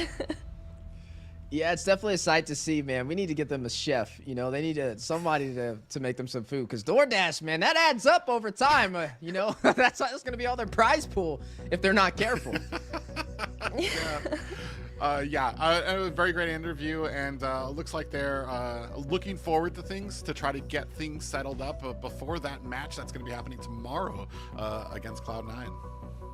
Yeah, a little bracket update for all of you. We do have Cloud9 versus BTK next week with the semifinals, as they both took sweeps in the series and knocked Godspeed and Ghost to Nighthorde down to lower bracket. Tomorrow we'll also see Godspeed versus Ghost to Nighthorde in the losers round 1, and we'll decide who will make it to the grand finals next week. Yeah, we can't wait to see which way this goes. The stakes are getting even higher. Cloud9 up against BTK yet again. We know everybody's going to be looking forward to seeing that. That will be match 1 for tomorrow, starting off with a banger. Following that will be the lower bracket, Godspeed up against Ghost to Nighthorde. We'll be able to see who pushes forward. One team will be knocked out from that game. And then match 3, another team will be knocked out, as it'll be the loser of match 3 versus the match 1 winner from the upper bracket. Yeah, very exciting matchups for tomorrow that will lead us into the grand finals. Everybody, I want to say, waiting with bated breath for that rematch between Cloud9 and BTK. And then we're going to see in the losers round, or in the losers bracket, if any of those teams have what it takes to kind of put their best foot forward and maybe get a surprise win. I mean, anything can happen, and we know Godspeed has been coming in pretty strong. They have another week to perfect their craft. I mean, they have another day, actually, to kind of get things together and see tomorrow if they can pull out any surprises. I mean, anything can happen in the lower bracket with 3 games, especially judging by last week. So we're looking forward to see that. Any last words from our casters? I would just say it's been a pleasure casting alongside you guys yet again. Everybody out there supporting North America, thank you so much. Like I said, the team that wins this will represent us and move on forward to M6 and hold that banner high. So I can't wait to see who that's going to be. We only got a couple more days left. I feel like I blinked and we're literally almost here to the semifinals and the grand finals. Yeah, Mobile Legends just keeps on growing, and even newer teams kind of leading up. This is not the Final Four I thought I would see from some of the teams. So it's been kind of shaken up a bit here in North America, and I am so excited to see what tomorrow brings. Private is still salty that his favorite team, ML Sima Philippe, didn't make it, unfortunately, but they try better next time. The NACT will continue, and we will all be looking forward to see who will be our grand finalists. You'll find out tomorrow. I'll see you guys tomorrow.